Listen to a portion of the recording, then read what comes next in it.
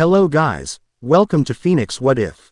So in this video, we will see, what if Naruto was transported to Hueco Mundo and fell in love with Nelliel too? If you enjoy these kinds of stories, don't forget to show us some love by hitting the like button and subscribing to the channel. Your support means the world to us. Now, let's start the story. Chapter 1. The Sun in the Endless Night. The world broke in a silent scream of color and force. One moment, Naruto Uzumaki was in a secure training ground on the outskirts of Konoha, pouring an obscene amount of chakra into a custom Fuinjutsu array designed by Sasuke and himself, an experimental technique to manipulate space for instantaneous travel without markers. The next, the world was tearing itself apart. The air didn't crackle, it dissolved. The solid ground beneath him became a liquid suggestion. He felt a pull, a violent, cosmic wrenching that his considerable power could neither anchor against nor comprehend. The Six Paths Sage mode flared to life around him, a desperate, instinctual defense, his golden chakra cloak a miniature sun against a tidal wave of non-existence. Kurama roared within his soul, a sound of fury and confusion that was swallowed by the void. Then, as suddenly as it began, it was over. He landed hard, a jarring impact that sent a plume of fine, white powder into the air. The golden cloak of power receded, leaving him kneeling on one knee, his head bowed, breath coming in ragged bursts.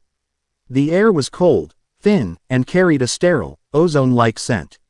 There was no birdsong, no rustle of leaves, no familiar smell of damp earth and life. There was only silence, a profound and unnerving stillness that seemed to press in on him. Slowly, Naruto pushed himself to his feet, his blue eyes scanning his new surroundings with the sharp, practiced gaze of a veteran shinobi. He stood in a desert.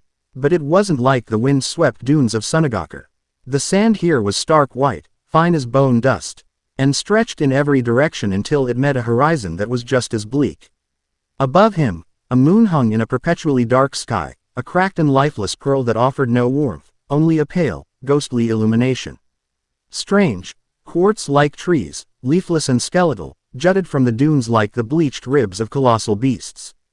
Kurama. Naruto projected his thoughts into the vast, quiet space of his mindscape. A deep, rumbling growl answered him. I'm here, Kit, but I don't know where. Here is the energy. It's all wrong. It feels thin, empty, like a starving man's pantry. Naruto ran a hand through his blonde hair, the grit of the sand coarse against his fingers. He closed his eyes, extending his senses. As the Sage of Six Paths, he could feel the life force of the entire planet. The natural energy that pulsed through every living thing. Here, he felt nothing. A void. There was energy, yes, but it was hollow, stagnant. It wasn't the vibrant, chaotic, life-giving essence he knew as natural energy. This was something else entirely, something that felt like a shadow of life, a memory of it. It made the hairs on his arms stand up. Okay, he muttered to himself, his voice sounding loud and out of place in the oppressive quiet. Rule 1. Figure out where you are. Rule 2. Figure out how to get back. He took a step, and the sand crunched under his boot with a dry, brittle sound. Decisive, competent. There was no room for panic. Panic got you killed, a lesson hammered into him by years of war. He was alone, cut off, and in a place that felt fundamentally hostile to his very existence. But he was Naruto Uzumaki. He'd faced down literal gods. He could handle a spooky desert. He began to walk, picking a direction at random. There were no landmarks, no sun to navigate by. Just the same oppressive moon hanging overhead. Hours could have been minutes. The landscape never changed. It was a physical manifestation of hopelessness, a place designed to break the spirit. Yet, Naruto's spirit was not so easily broken. He trudged on, his senses on high alert, the deep well of his chakra a comforting, warm presence inside him.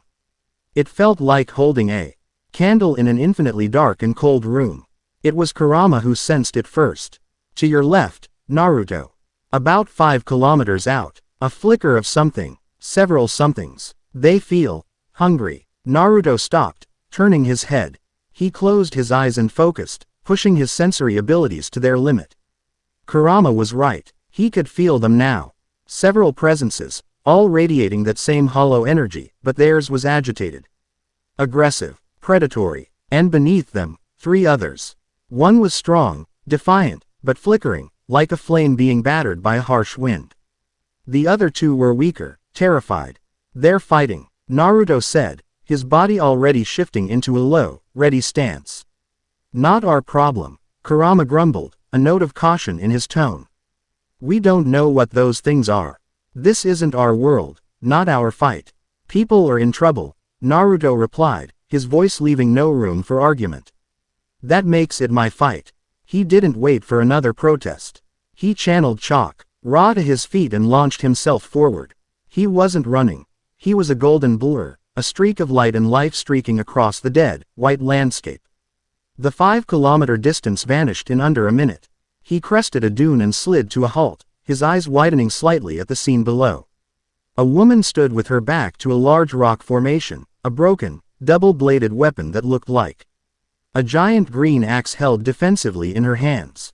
She had long, turquoise hair, and strange, faded pink markings under her large, hazel eyes. A jagged crack ran across the left side of a white mask fragment that covered part of her head like a broken helmet. She was tall, powerful, and cornered. Huddled behind her were 2 bizarre figures, one a lanky, centaur-like creature with a long, pink nose and a ridiculous hat. The other a hulking, round-faced being with a club. Both were trembling. Surrounding them were 3 monstrous creatures. They were vaguely humanoid but grotesquely twisted. Each wore a similar white mask fragment. But theirs were bestial, monstrous. Their bodies were black, hulking masses of muscle and claw, with gaping holes in their chests where hearts should be. They circled slowly, their movements radiating a feral cunning. "Just give it up, Nell," hissed the lead monster, its voice a dry, rasping sound like grinding stones. "Your little hideaway is ours now. Lord Zay, Elipora will be pleased with the data we collect from your disassembly." The woman, Nell, gritted her teeth. "You will not lay a hand on Pesci or Dondochaka, you worthless filth." Her spiritual pressure, that hollow energy Naruto had sensed, flared around her, a pale green aura of defiance. It was strong, but he could feel its exhaustion, the strain of a prolonged battle. "Brave words, former Tercera," the monster mocked. "But you're not an Espada anymore. You're just a relic." It lunged. It moved with unnatural speed, its claws extended. Nell met the charge, her broken weapon clashing with its claws in a shower of sparks. But the other 2 were already moving, flanking her, aiming for the 2 cowering behind her. It was a classic pincer movement, and she couldn't possibly defend from all 3 sides. She knew it. Naruto saw the flicker of desperation in her eyes. It was the look of a protector about to fail. He didn't announce his arrival. There was no dramatic shout, no grandstanding. One moment he was on the dune. The next he was a whisper of motion in the space between the flanking monsters and their prey. He appeared behind the monster on the right, his hand already cupped, a swirling sphere of pure blue chakra spinning in his palm with a sound like 1,000 birds chirping. "Rasengan," he said, his voice calm and level. He slammed the sphere into the creature's back. The effect was immediate and catastrophic. It wasn't an explosion of force, it was an implosion of essence. The monster's black body twisted, contorted, and then seemed to dissolve inwards, its aganas. Ed's shriek cut short as it was ground into nothingness by the raw, rotational power of the chakra. It didn't even leave dust. It just ceased to be. Silence. The remaining 2 monsters froze, their attack forgotten. Nell herself stared, her eyes wide with disbelief, at the empty space where her attacker had been. Pesci and Dondochaka peeked out from behind her, their terror momentarily replaced by slack-jawed awe. Naruto didn't pause. He straightened up, his gaze locking onto the second flanking monster. The creature, recovering from its shock, let out a roar of rage and confusion, swiping its massive claws at him. Naruto moved with fluid grace, ducking under the attack, his body flowing like water. He spun, his leg sweeping out, channeling a precise burst of chakra into his heel. The kick connected with the monster's knee, and the sound of shattering bone echoed in the unnatural quiet. The creature howled and buckled. "Who? What are you?" The lead monster snarled, taking a half-step back. It had never seen anything like this. This newcomer had no discernible spiritual pressure, Yet he moved with impossible speed and wielded an energy that simply erased things. Naruto ignored it. His attention was on the woman. "You okay?" he asked, his voice casual, as if he'd just helped a neighbor with their groceries. Nelliel, or Nell, as they'd called her, could only stare. This man, he felt so different. He wasn't a hollow. He wasn't a Shinigami. He felt alive, intensely, overwhelmingly alive. His energy was like a sun, a roaring bonfire of warmth and vitality in the cold, dead landscape of Hueco Mundo. It was a feeling so alien, so utterly foreign, that it was disorienting. Yes, she finally managed, her voice a little breathless. "Good," Naruto said, giving her a brief, reassuring grin. The expression was so out of place here, so full of genuine warmth, it was almost as shocking as his attack. He turned back to the lead monster, his blue eyes losing their warmth, becoming as hard and clear as ice. "Now then, you mentioned Lord Shielapuro. And you said you were going to disassemble her. I don't like the sound of either of those things." The monster was rattled, but its arrogance, born of its master's power, held. "You dare interfere with the affairs of an Espada? You have no idea what world you've just stepped into, strange one. You will regret your insolence." It opened its mouth, and a ball of crackling red energy began to form, a Sero. Naruto had never seen anything like it, but he could feel the immense, destructive power contained within it. It was concentrated death. "Naruto, that's dangerous," Kurama warned. Naruto didn't need the warning. He raised a hand, his expression calm. He held it open, palm facing the oncoming blast. "Let's see what this is all about." The monster fired. A massive beam of crimson energy tore through the air, screaming towards Naruto. It was an attack meant to vaporize a city block. Nelliel's eyes widened in horror. "Get back," she screamed, moving to intercept, to help. But she was too late. The Sero struck Naruto head-on. There was a titanic explosion of red light and white sand, a shockwave that shook the very ground. The two monsters let out triumphant snarls, believing their mysterious foe had been annihilated. But as the dust settled, a figure stood in the center of a newly formed crater, completely unharmed. A shimmering, translucent golden aura surrounded him, shaped like a fox with 9 flowing tails. The Sero hadn't even touched him. It had dissipated harmlessly against the raw chakra of the 9 tails. Naruto lowered his hand, his eyes now glowing a dangerous crimson, the pupils slitted. A low growl rumbled in his chest, a sound that was not entirely human. The air around him grew heavy, thick with a power that dwarfed anything the hollows could comprehend.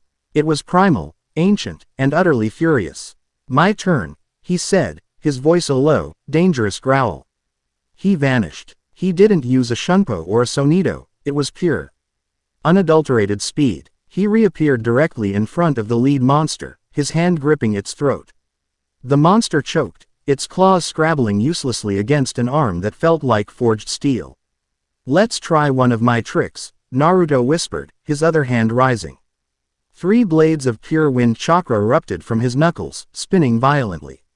He didn't even need a full Recentrican for this. Just a taste. He pressed the miniature vortex of wind against the monster's chest. The sound was like a million scalpels shredding steel. The monster's hierro, its hardened spiritual skin, offered no resistance. It was peeled apart at a cellular level, its very spiritual essence being sliced into oblivion. Its scream was cut short as its entire torso was effortlessly disintegrated. Naruto released the dissolving corpse and it fell to the sand, turning to dust before it even landed. The last remaining monster, the one with the shattered knee, stared in abject terror. It had seen an Espada-level Sero completely nullified.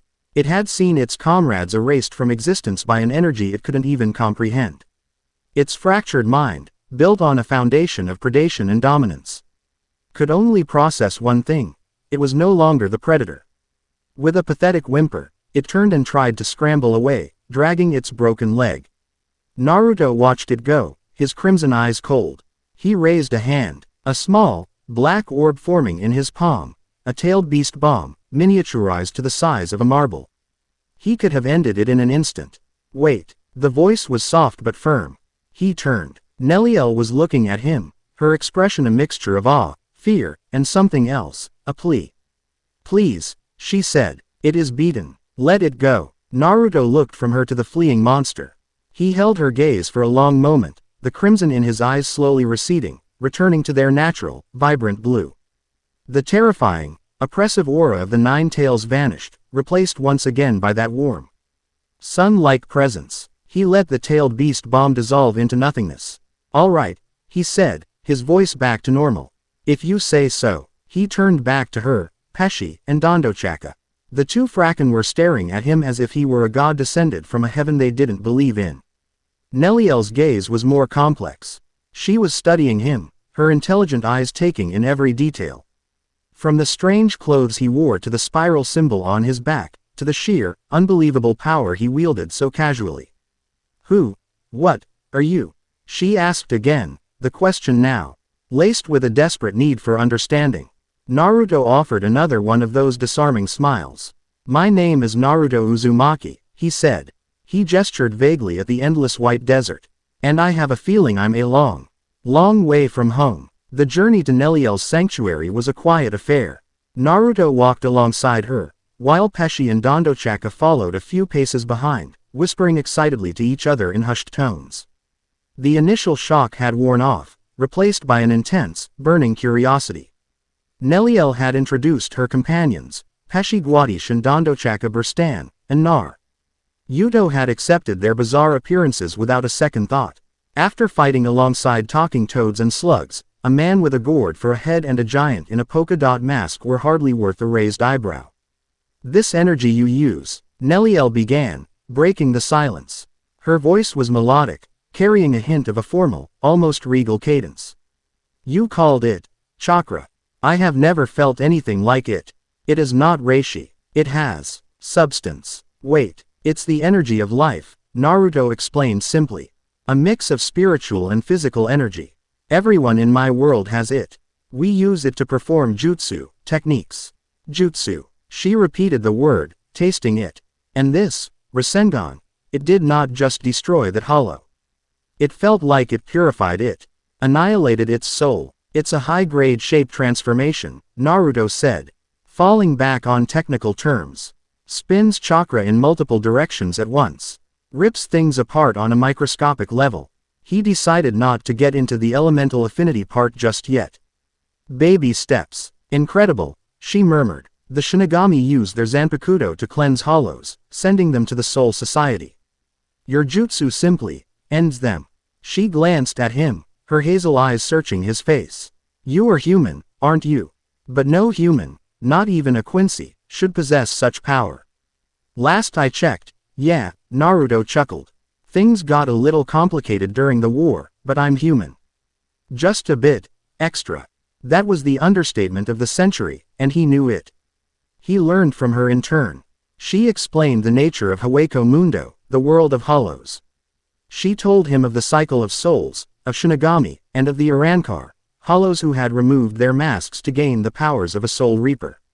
She explained that this entire realm was ruled from a colossal fortress called Las Noches. Commanded by 10 of the most powerful Arankar, the Espada. You said, former Tercera. Naruto asked, recalling the monster's taunt. Nelliel's expression tightened, a shadow passing over her features. Yes, I was the third Espada. A long time ago. She didn't elaborate, and Naruto didn't press. He knew the look of someone haunted by their past. He'd worn it himself for years. And this Shielapuro, the Octava Espada, the 8th, she said, her voice laced with disgust. He is not a warrior. He is a scientist, a researcher. He views all living things, Arankar and otherwise, as specimens for his grotesque experiments. He has been trying to locate my hideout for some time. He is persistent. Sounds like a real pain in the ass, Naruto summarized. A small smile touched Nelliel's lips. An apt description. Their sanctuary was cleverly hidden, a fissure in the foundation of one of the massive quartz-like rock formations. Inside, it opened into a surprisingly large and comfortable cave system. It was sparse, but it was a home. A fire pit, currently cold, sat in the center of the main chamber. It is not much, Nelliel said, a hint of apology in her tone. It's safe. It's warm. That's more than enough, Naruto replied, looking around. His sage mode could feel the stability of the rock, the lack of other presences. It was a good shelter. He walked over to the fire pit, then paused. He channeled a tiny amount of fire-natured chakra into his fingertip and touched a piece of dried, root-like kindling. It instantly burst into a bright, cheerful flame. Pesci and Dondochaka gasped in unison. Even Nelliel looked startled. "You can create fire?" she asked. "One of the basic elements," Naruto said with a shrug, sitting down near the newfound warmth. The fire cast a warm, orange glow on the cave walls, a stark and welcome contrast to the cold, monochrome world outside. For the first time since his arrival, a small measure of comfort settled over him. He was a stranger in a dead world, hunted by monstrous scientists, with no idea how to get home.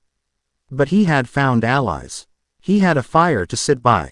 It was a start. They sat in comfortable silence for a while, watching the flames dance. Pesci eventually broke the silence.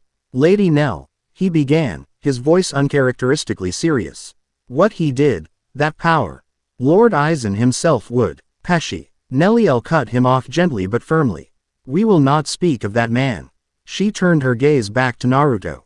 "Your arrival has complicated things, Naruto Uzumaki. Shiyelapura will not rest now that he knows you exist. Your energy signature must be like a supernova to his instruments. And if he reports your existence, all of Las Noches will know of you." "Let him come," Naruto said. His voice quiet but filled with an unshakable confidence that was not arrogance, but a simple statement of fact. "I'm not looking for a fight, but I've never run from one." "Careful, Kit," Kurama rumbled in his mind. "You don't know the full extent of their abilities. This world operates on different rules." "I know," Naruto thought back. "But some rules are universal. Protect your friends. Don't let bullies push you around. And when someone tries to dissect you, you hit them back, hard." Nelliel studied him, a thoughtful expression on her face. "You fight to protect. It is your first instinct. That is a rare quality in this world. Most fight for power, for sustenance, to climb the ladder of dominance."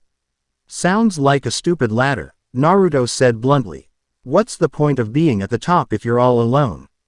His words seemed to strike a chord with her. She looked into the fire, her expression distant, lost in memory. "That is a question I once asked, as well." Before she could say more, Naruto's head snapped up. His sage mode, which he'd kept active, flared in his perception. "Company," he said, his voice low and hard. "Outside. Two of them. They're trying to be stealthy, but their energy is screaming." Nelliel was on her feet in an instant, her broken weapon in hand. "Shiyelaporo's scouts," she hissed. "They must have followed the survivor." "Stay here. Protect them," Naruto said, jerking his head towards Pesci and Dondochaka. He stood up and walked towards the entrance of the cave. "I'll handle this." "Wait. You don't know what they can."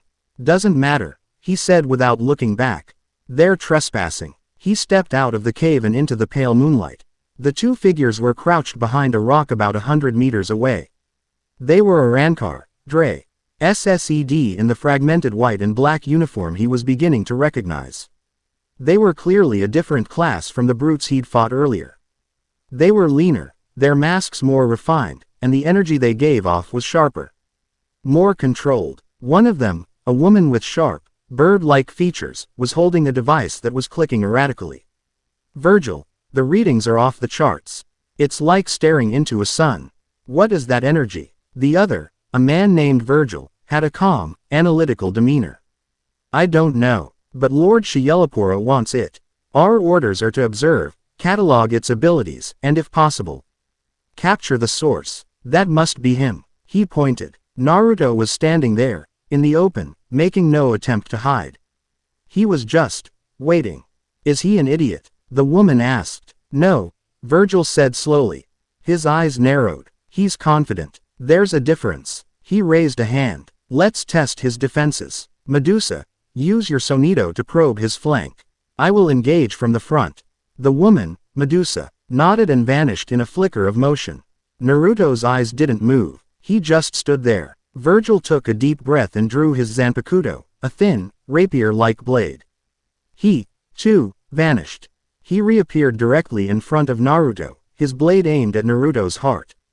At the exact same moment, Medusa appeared at Naruto's side, her own dagger-like weapon slashing towards his throat. It was a perfectly coordinated, high-speed attack. To them, it must have seemed like an eternity, but in reality, less than a nanosecond passed.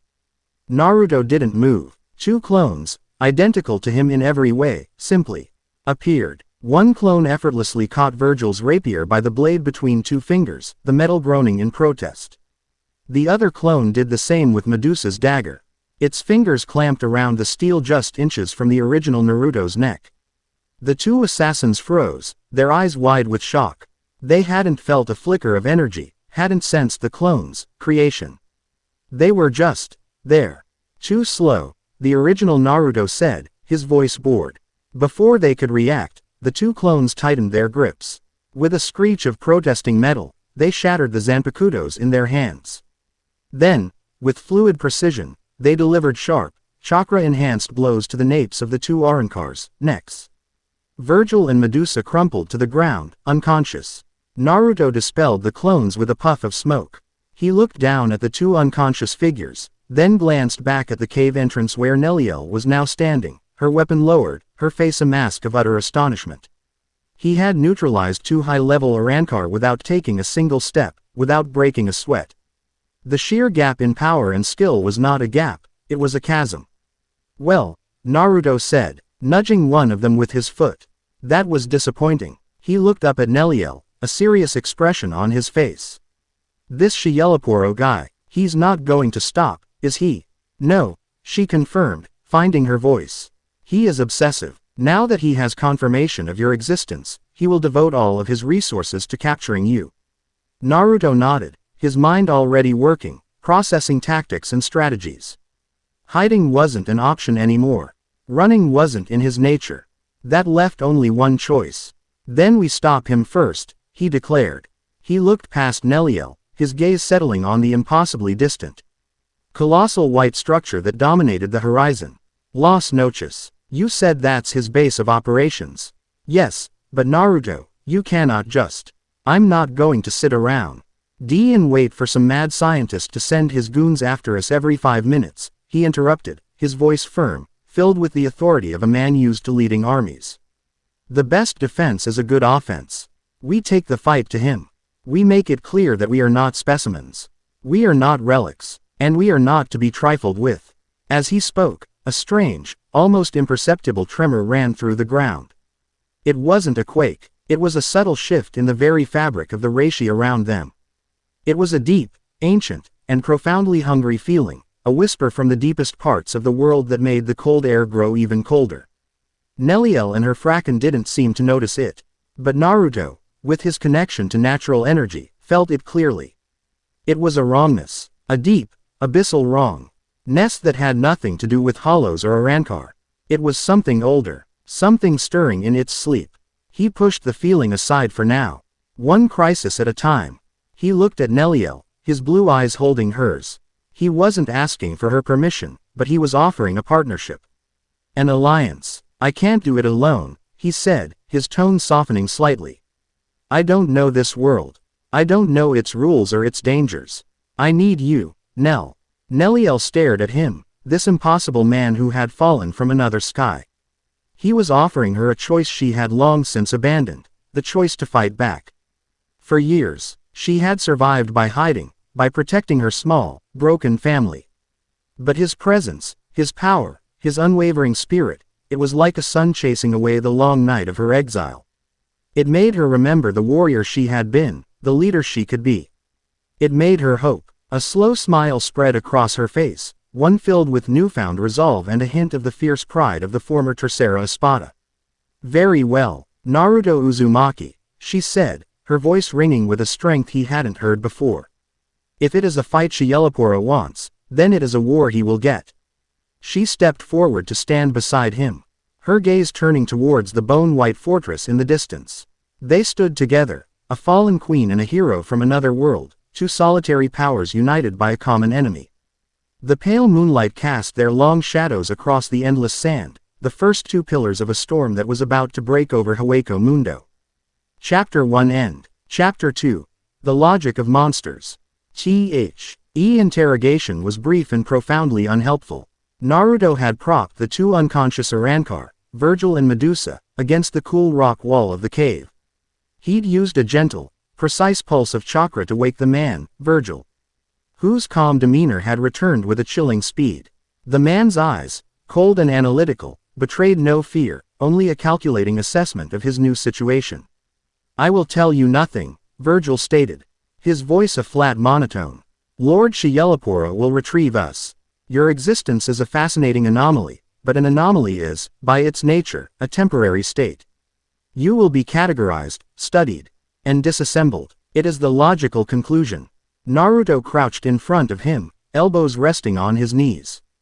The firelight flickered across his face, casting his normally warm features in stark shadow. "I've heard that before. Disassembled. He seems to like that word. Here's my own logical conclusion. You tell me what he's planning, I let you go. You don't, and I leave. You and your friend out in the desert for whatever else is crawling around out there." A pointless threat, Virgil countered without blinking. To be consumed by a lesser hollow would be a far less humiliating fate than being vivisected by Lord Shielapura. In fact, it is preferable. He would learn nothing from my remains. Naruto stared at him, a flicker of disbelief in his blue eyes. The man's loyalty was absolute, not born of respect, but of a deep, ingrained terror that masqueraded as logic. He'd seen fanatics before, men and women willing to die for a cause, a village, a belief. But this was different. This was the loyalty of a lab rat to the scientist who held the scalpel, a worship of the very power that would destroy it. "He's right, Naruto," Nelliel said softly from behind him. She had been observing the exchange. Her arms crossed. "The Fracken of Shielapura are not soldiers. They are acolytes. He does not reward them with power in the traditional sense. He alters them, enhances them, makes them into what he considers perfected beings. Their devotion is absolute because they believe he is the only path to true evolution." "Evolution into what? Monsters?" Naruto shot back, standing up and turning to face her. "Look at them. There's nothing in their eyes. No will of their own. To them, that is the point," she replied, her gaze sad. "To shed the messy, unpredictable parts of oneself, fear, desire, rage, and become a perfect instrument. It is the logic of this world. Power is the only virtue. Anything that gets in the way of its acquisition is a flaw to be carved out." Naruto ran a hand through his hair in frustration. "That's insane. Is it?" she challenged, her voice quiet but firm. "You were born with an immense power inside you, were you not? The creature of 9 tails. Did your people not fear you, shun you for it? In Hueco Mundo, that power would have made you a king from birth. No one would have dared to look at you with anything but terror and respect. Our worlds are not so different. We simply have fewer illusions about the nature of strength." Her words hit closer to home than she could have known. He thought of his lonely childhood, of the glares and whispered insults. She was right, in a way. The logic was twisted, but it started from a place he understood. "The difference," he said, his voice low and intense, "is what you do with it. Do you use it to protect? Or do you use it to stand on everyone else's neck?" He gestured back at the silent, defiant Virgil. "This isn't strength. It's slavery." He turned back to the Arankar. He wasn't going to get any information out of him. And despite his threat, he wasn't going to leave them for dead. He made a single hand sign. Shadow clone jutsu. 2 perfect copies of him appeared in puffs of smoke. "Tie them up, securely. We'll leave them somewhere they'll be found eventually. Can't have them following us." The clones nodded and efficiently went to work, using strips of their own jackets to bind the prisoners. Naruto then walked over to Medusa and, with 2 fingers pressed to her forehead, used a gentle mind-affecting jutsu to ensure she'd stay unconscious for a few more hours. It wasn't an interrogation technique, just a sedative. Nelliel watched him, her expression unreadable. His every action was a contradiction to the laws of her world. He showed overwhelming, terrifying power one moment, then a strange, almost baffling mercy the next. He spoke of protection and friendship in a land where such concepts were weaknesses to be exploited. "We should move," Naruto said, his planning phase over. "The longer we stay here, the more time we give this Shielapura guy to send a welcome party." He looked at her, his focus absolute. "You'll have to be my guide. I can sense the big fortress over there. But I don't know the terrain. Traps, ambushes, dangerous territories, you lead, I'll watch our backs. The path to Las Noches is not a simple one, she agreed, her mind shifting to strategy. The desert is not as empty as it looks. There are pockets of warring hollow factions, territories ruled by powerful Ajukas, and Shiyelaporo is not one for direct confrontation. He will try to separate us, to trap us, to study us from a distance before he makes his move. Good, Naruto said with a grim smile. I'd rather he come to me. He tasked one clone with hiding the prisoners in a stable cave some distance away, leaving a small, glowing chakra beacon that would fade in a few hours, just enough time for them to get a head start before their energy signatures could be tracked. Then, under the silent vigil of the cracked moon, the four of them, Naruto, Nelliel, and a very nervous Pesci and Dondochaka, set out across the white desert, their destination the bone-white citadel of Las Noches. The endless night of Hueco Mundo wore on. They moved at a swift, ground-eating pace that would have exhausted any normal human in minutes. Naruto, with his vast stamina, felt nothing. Nelliel, as an Arankar, was similarly untroubled. For hours, the only sound was the crunch of their feet on the sand and the low, whistling wind. So in your world, the strongest leader is called a cage? Nelliel asked, breaking the long silence. They walked side by side, a comfortable distance between them. And this title is granted, not taken. That's the idea, Naruto replied. He found it was easier to walk and talk. It kept his mind off the suffocating emptiness of the landscape. Each of the 5 great nations has one. They're chosen for their power, yeah, but also for their will to protect the village. The will of fire, my master called it. The belief that the entire village is a family and the Hokage is the one who puts that family before everything else. Pesci, trotting just behind them, snorted. A family of thousands. Preposterous. Such a thing cannot exist. He's right, Lady Nell, Dondochaka added his rumbling agreement. Family is small. Family is safe. Big things are dangerous. It's not about blood, Naruto tried to explain. It's about bonds. The promises you make to people. You fight for them, they fight for you. It makes everyone stronger. That's how we won the war. The whole world, all the nations that used to hate each other, we stood together. We fought as one. Nelliel considered this. The concept of a bond, in Hueco Mundo, was a temporary alliance at best. A liability at worst. Friends were just enemies you hadn't betrayed yet. And yet, she looked at Pesci and Dondochaka. She had risked her life for them countless times. She had chosen exile over abandoning them. Was that not a bond? Was her small, broken group not a family? This, will of fire, she said slowly, it sounds exhausting. To feel responsible for so many. To carry that weight, it's heavy, Naruto admitted, his voice becoming serious. But you don't carry it alone. That's the whole point. Everyone carries a piece of it. That's what makes the fire burn. He glanced at her, a genuine smile on his face. You get it, I think. More than you let on. You, with Pesci and Dondochaka. You're their cage. The comparison startled her. Her, a cage, a protector of a family. She had always seen herself as a guardian, yes, but in a desperate, reactionary way. A shield against the horrors of the world. He spoke of it as a proactive, foundational principle. A reason to build, not just to defend. Before she could formulate a reply, Naruto stopped dead. His head was cocked to the side, his eyes narrowed. The playful warmth was gone, replaced by the sharp focus of a predator. What is it? She asked, her hand instantly going to the hilt of her Zanpakuto. Something's wrong, he whispered. He closed his eyes, his sage markings, the orange pigmentation around his eyes, materializing in an instant. The world dissolved into a sea of sensory information.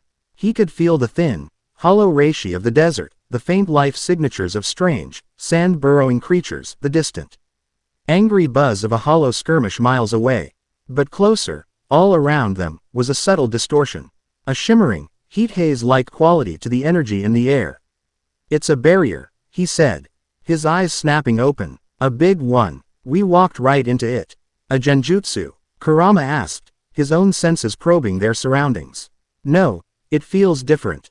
More tangible. As if on cue, the world changed. The endless white desert vanished. One moment they were surrounded by dunes, the next by a forest of towering, crystalline pillars that pulsed with a soft, internal light. The ground beneath their feet was now smooth, reflective obsidian. The air grew thick, humid, and smelled of antiseptic. An illusion, Nelliel breathed, her eyes wide as she took in the impossible change of scenery. Shiyeleporo's work. He's toying with us. More than that, Naruto said, his gaze sweeping the area. His sage mode was a cheat code against illusions, allowing him to feel the reality beneath the deception. The desert was still there, but this, energy construct, was overlaid on top of it, like a complex projection. He's trying to control the battlefield. And separate us. As he spoke, the obsidian floor beneath Pesci and Dondochaka cracked.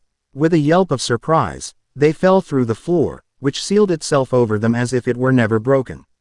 Pesci, Dondochaka, Nelliel cried out, rushing to the spot, her hands pressing against the seamless black surface.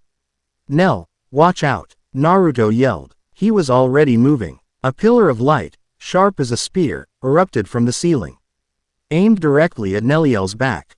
Naruto appeared beside her in a flash, his arm extended. A chakra rod, black as night, materialized in his hand, intercepting the light spear with a deafening clang. The impact sent a shockwave through the chamber, but the rod held firm. A figure coalesced from the light of the crystalline pillars. He was a tall, slender Arankar with slick, back silver hair and an arrogant smirk. He wore a modified version of the standard uniform, more akin to a lab coat. The remnants of his mask formed a pair of sophisticated-looking glasses over his eyes. This was not a scout. This was one of the Privarna Spada, or someone of equivalent rank. Impressive reflexes, the Arankar said, his voice smooth and condescending. And a fascinating energy manipulation. To create solid matter from nothing. Lord Shiyeleporo will be ecstatic. My name is Lumina, and I have been tasked with deconstructing your abilities. Get in line, Naruto grunted, pushing the light spear back. He glanced at Nelliel. Your friends are fine, I can still sense them. They fell into a lower chamber. He's splitting us up. Go to them. I'll handle this clown. I am not leaving you. She protested. You're not. He insisted, his eyes never leaving Lumina. You're securing our allies. We're a team, remember. A cage protects their people. Go. I'll be right behind you. The conviction in his voice, the absolute trust he placed in his own ability to handle the threat, was staggering. She hesitated for a fraction of a second, then nodded, her expression hardening with resolve. Do not get yourself killed. Naruto Uzumaki wasn't planning on it, he grinned. She slammed her fist on the obsidian floor, cracking it with a burst of her own spiritual pressure, and leapt down into the darkness below.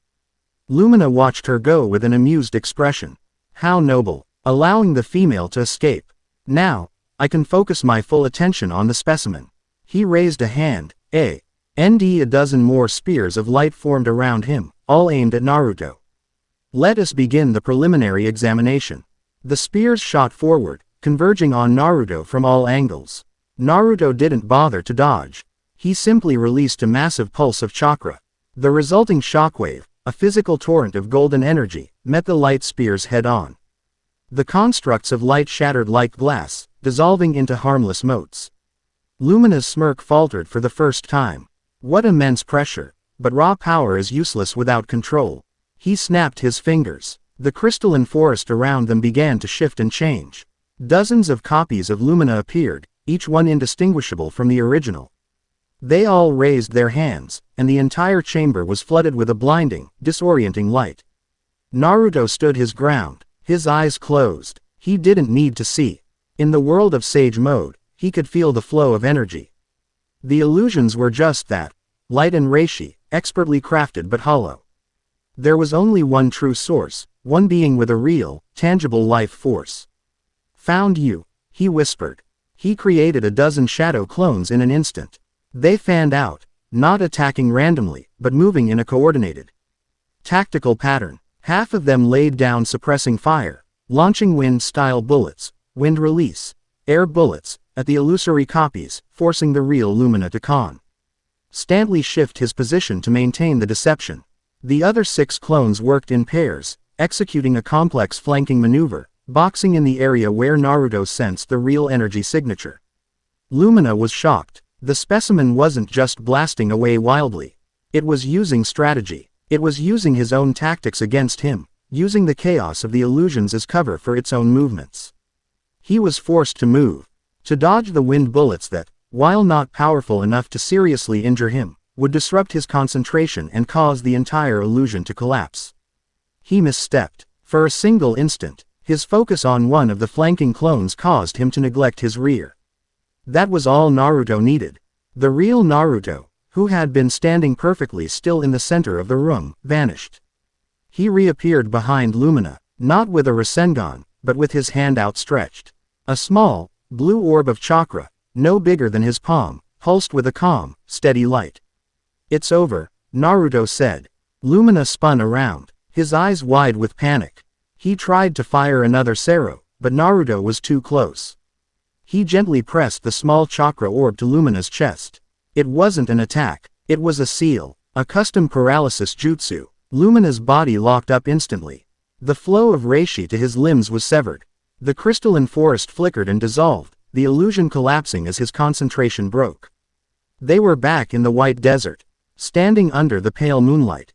The barrier was gone. Lumina fell to his knees, then toppled onto his side, completely paralyzed but fully conscious. The entire fight had lasted less than a minute. Naruto's clones dispelled, and he looked down at the captured Arankar. "You talk a big game. But you rely on your tricks too much. You left yourself wide open." He could sense Nelliel and her Fracken nearby, making their way out of the pit they'd been dropped into. He had systematically dismantled a powerful, intelligent opponent without causing any serious injury. All while ensuring his allies were safe. This was not the logic of a monster. It was the logic of a shinobi. Nelliel emerged from the sand-filled pit, Peshi and Dondochaka in tow, to see Naruto standing over the paralyzed form of their attacker. She saw no signs of a struggle, no craters, no scorched earth. Just one defeated opponent and one victorious, completely unscathed protector. The sheer efficiency of it was breathtaking. "Is he?" she started to ask. Paralyzed, Naruto finished for her. "He'll be fine in a few hours. But he's not going anywhere before then." He crouched down, looking the furious, helpless Lumina in the eyes. "Now, you and I are going to have a little chat about your boss." "Never," Lumina spat, his voice strained with effort.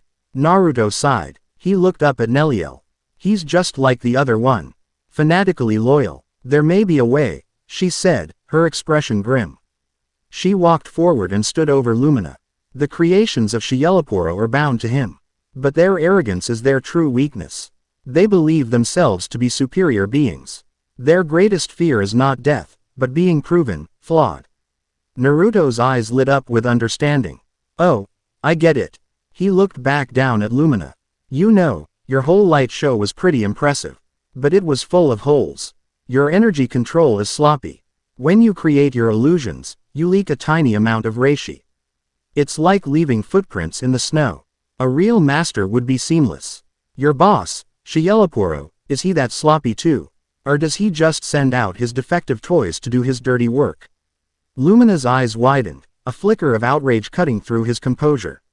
"Lord Shielapuro's control is absolute. He is perfection. Doesn't look like it from where I'm standing," Naruto continued. His tone casual, conversational. "He sent you to deconstruct my abilities. But you failed, miserably. What do you think he's going to do when he finds out? When his perfect court instrument was taken apart in less than a minute by a fascinating anomaly. He's a scientist, right? What do scientists do with failed experiments?" The seed of doubt was planted. Lumina's arrogant smirk was long gone, replaced by a sheen of cold sweat. The logic of his world was turning against him. He was an instrument that had failed. His value was gone. Disassembly. The word echoed in his mind, but this time, it was not a promise of evolution. It was a sentence. He will retrieve me," Lumina stammered, his conviction wavering. "Will he?" Naruto pressed. "Or will he just cut his losses and move on to the next experiment? You're a data point now. A failed one. Tell me something useful, and I'll let you go. You can disappear, run away from him. Tell me nothing, and I'll leave you here for him to find. You can explain your failure to him yourself. The choice was cruel, but effective.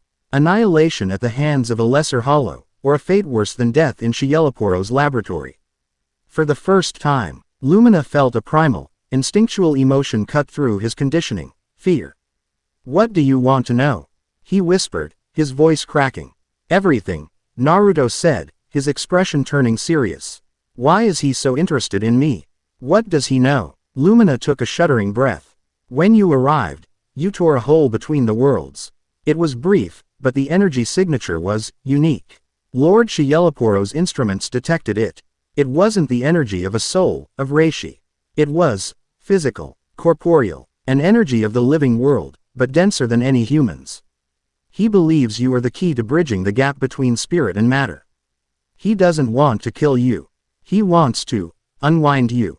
To take your DNA, your cells, your chakra coils, and understand the source code of your existence. He believes your body holds the secrets to creating life itself. The clinical, obsessive nature of the threat was far more chilling than any simple desire for destruction. Naruto felt a cold knot form in his stomach. This wasn't a fight for territory or dominance. It was a fight for his very being. He is waiting for you in his laboratory, Lumina continued, his words spilling out in a rush. The 8th Tower of Las Noches. He has already prepared a sterile chamber for your arrival. Naruto absorbed the information, his mind racing. He now had a location, and a clearer picture of his enemy's motives. He looked at Nelliel, whose face was pale. Even she seemed disturbed by the depth of Scieloporo's obsession. He stood up, looking down at the paralyzed Arrancar. He had what he needed. He made a hand sign, and the sealing jutsu on Lumina's body dissolved. Sensation slowly began to return to the Arrancar's limbs. Go, Naruto said simply. Run. He'll probably be able to track you. But it'll buy us some time. Lumina stared at him, bewildered. Mercy. After he had tried to kill them. It was illogical. It made no sense. Without another word, he scrambled to his feet and, with a burst of sonido, vanished into the desert night, fleeing from both his former master and his baffling saviors. Naruto watched him go, then turned to Nelliel. The colossal fortress of Las Noches was closer now, a jagged crown on the horizon. So, he said, his voice grim. A sterile chamber, huh? Doesn't sound very inviting. Naruto, Nelliel began, her voice filled with a new level of concern. What Scieloporo is capable of, it is beyond sadism. It is a violation of the soul itself. We do not have to do this. We can turn back. We can hide. He looked at her, and in the pale moonlight, she saw the unwavering resolve in his eyes. It was the same look he'd given her when he'd told her to go to her friends. The look of a protector. And let him hunt us forever? He asked. Let him keep sending his twisted experiments after you and your family? No, some things you can't run from. You have to face them. You have to end them. He looked towards the fortress. He wants to understand the source code of life. Fine, I'll give him a lesson up close and personal. His morality wasn't naive, she realized. It was a weapon. His mercy was tactical. His belief in bonds was a source of strength. He was not a creature of this world, and that was precisely what made him so formidable. He was introducing a new kind of logic to Hueco Mundo. The logic of a hero. And as she stood beside him, she felt an old, forgotten part of herself, the proud, defiant warrior who once stood among the strongest, stir in agreement. Chapter 2 End. Chapter 3. Whispers from the Deep Sand. The information extracted from Lumina had changed the nature of their quest. It was no longer a preemptive strike against a persistent foe, it was a desperate race. Scieloporo knew about Naruto's unique biological makeup, and every moment they delayed was another moment for the scientist to devise a more specific, more insidious method of capture. Yet, charging headfirst into the fortress of Las Noches was suicide. And they both knew it. Even if you could fight your way to his tower, you would be exhausted, Nelliel argued as they made their way through a canyon of towering, bone-white mesas. The landscape had shifted from open desert to a labyrinthine network of rock formations. Las Noches is a fortress not just of walls, but of spiritual pressure. The ambient energy alone is enough to suffocate a normal soul. And every espada, every fracken, Every soldier in that fortress will be a new obstacle. We need a plan. We need a sanctuary to prepare. You have a place in mind, Naruto stated. It wasn't a question. He had come to recognize the subtle tells in her demeanor, the slight shift in her gaze, the determined set of her jaw. She wasn't just wandering. She was leading him somewhere specific. Yes, she admitted. There is a place. An old refuge from before my time as an Espada. It is hidden, shielded from spiritual detection by the unique properties of the rock formations around it. We will be safe there. For a time, her pace quickened, and Naruto matched it, his senses on high alert. He trusted her judgment, but the feeling of being watched was growing stronger. It wasn't the sharp, focused attention of a scout like Virgil or Lumina. This was a diffuse, oppressive awareness, like the feeling of being stared at by an entire mountain. It was a pressure that seemed to emanate from the very ground beneath his feet. He closed his eyes, activating Sage Mode once more. The world resolved into its true form, a tapestry of energy signatures. He could feel Nelliel's strong, steady spiritual pressure beside him, the fainter, nervous auras of Pesci and Dondochaka behind them. But beneath it all, deep under the white sand, was something else. It was a vast, slumbering consciousness. A presence so immense it defied comprehension. It wasn't hollow, it wasn't Shinigami, it wasn't like anything he had ever felt. It was an ancient, bottomless hunger. And it was stirring. Kurama, are you feeling this? He projected into his mindscape. I feel it, the Nine Tails growled, his voice a low rumble of unease. It feels like the Ghetto Mazo, but older, emptier, like it's not just a vessel for power, but the absence of it, a drain on everything around it. The whispers started then, not audible words, but psychic suggestions that brushed against the edges of his mind. They promised power, an end to struggle, a release from the burden of will. They were seductive, insidious, and utterly alien. Naruto gritted his teeth, reinforcing his mind with chakra, the mental equivalent of putting up a shield wall. The whispers receded, unable to find purchase, but the pressure remained. What's wrong? Nelliel asked, noticing the tension in his body. You've been quiet. There's something down there, he said, his voice low. Something powerful, and I don't think it's friendly. Before she could question him further, a sound echoed through the canyon, a high-pitched, agonized shriek that was part rage and part pure, undiluted pain. It was a chorus of them, dozens of voices screaming in unison. They rounded a bend in the canyon and the source became horribly clear. The path ahead was blocked by a horde of hollows. But they were unlike the ones Naruto had encountered before. Their bodies were grotesquely mutated. Extra limbs grew at odd angles, some ending in crude, bony weapons. Their masks were twisted into expressions of perpetual agony, and a strange, pulsating black ichor wept from cracks in their bodies. They weren't just aggressive, they were frenzied, attacking each other as often as they shambled forward, their movements jerky and unnatural. What happened to them? Naruto breathed, his eyes wide with a horrified pity. He could feel their life forces. They were burning, like fuses on a bomb, radiating an energy that was chaotic and self-destructive. Nelliel's face was pale, her expression a mixture of disgust and grim recognition. I've seen this before, but never on this scale. The reishi in this area, it's become corrupted. Poisonous. It twists whatever feeds on it. They are in constant, unimaginable pain. The only thing chi drives them is the desire to spread their sickness, to make others suffer as they do.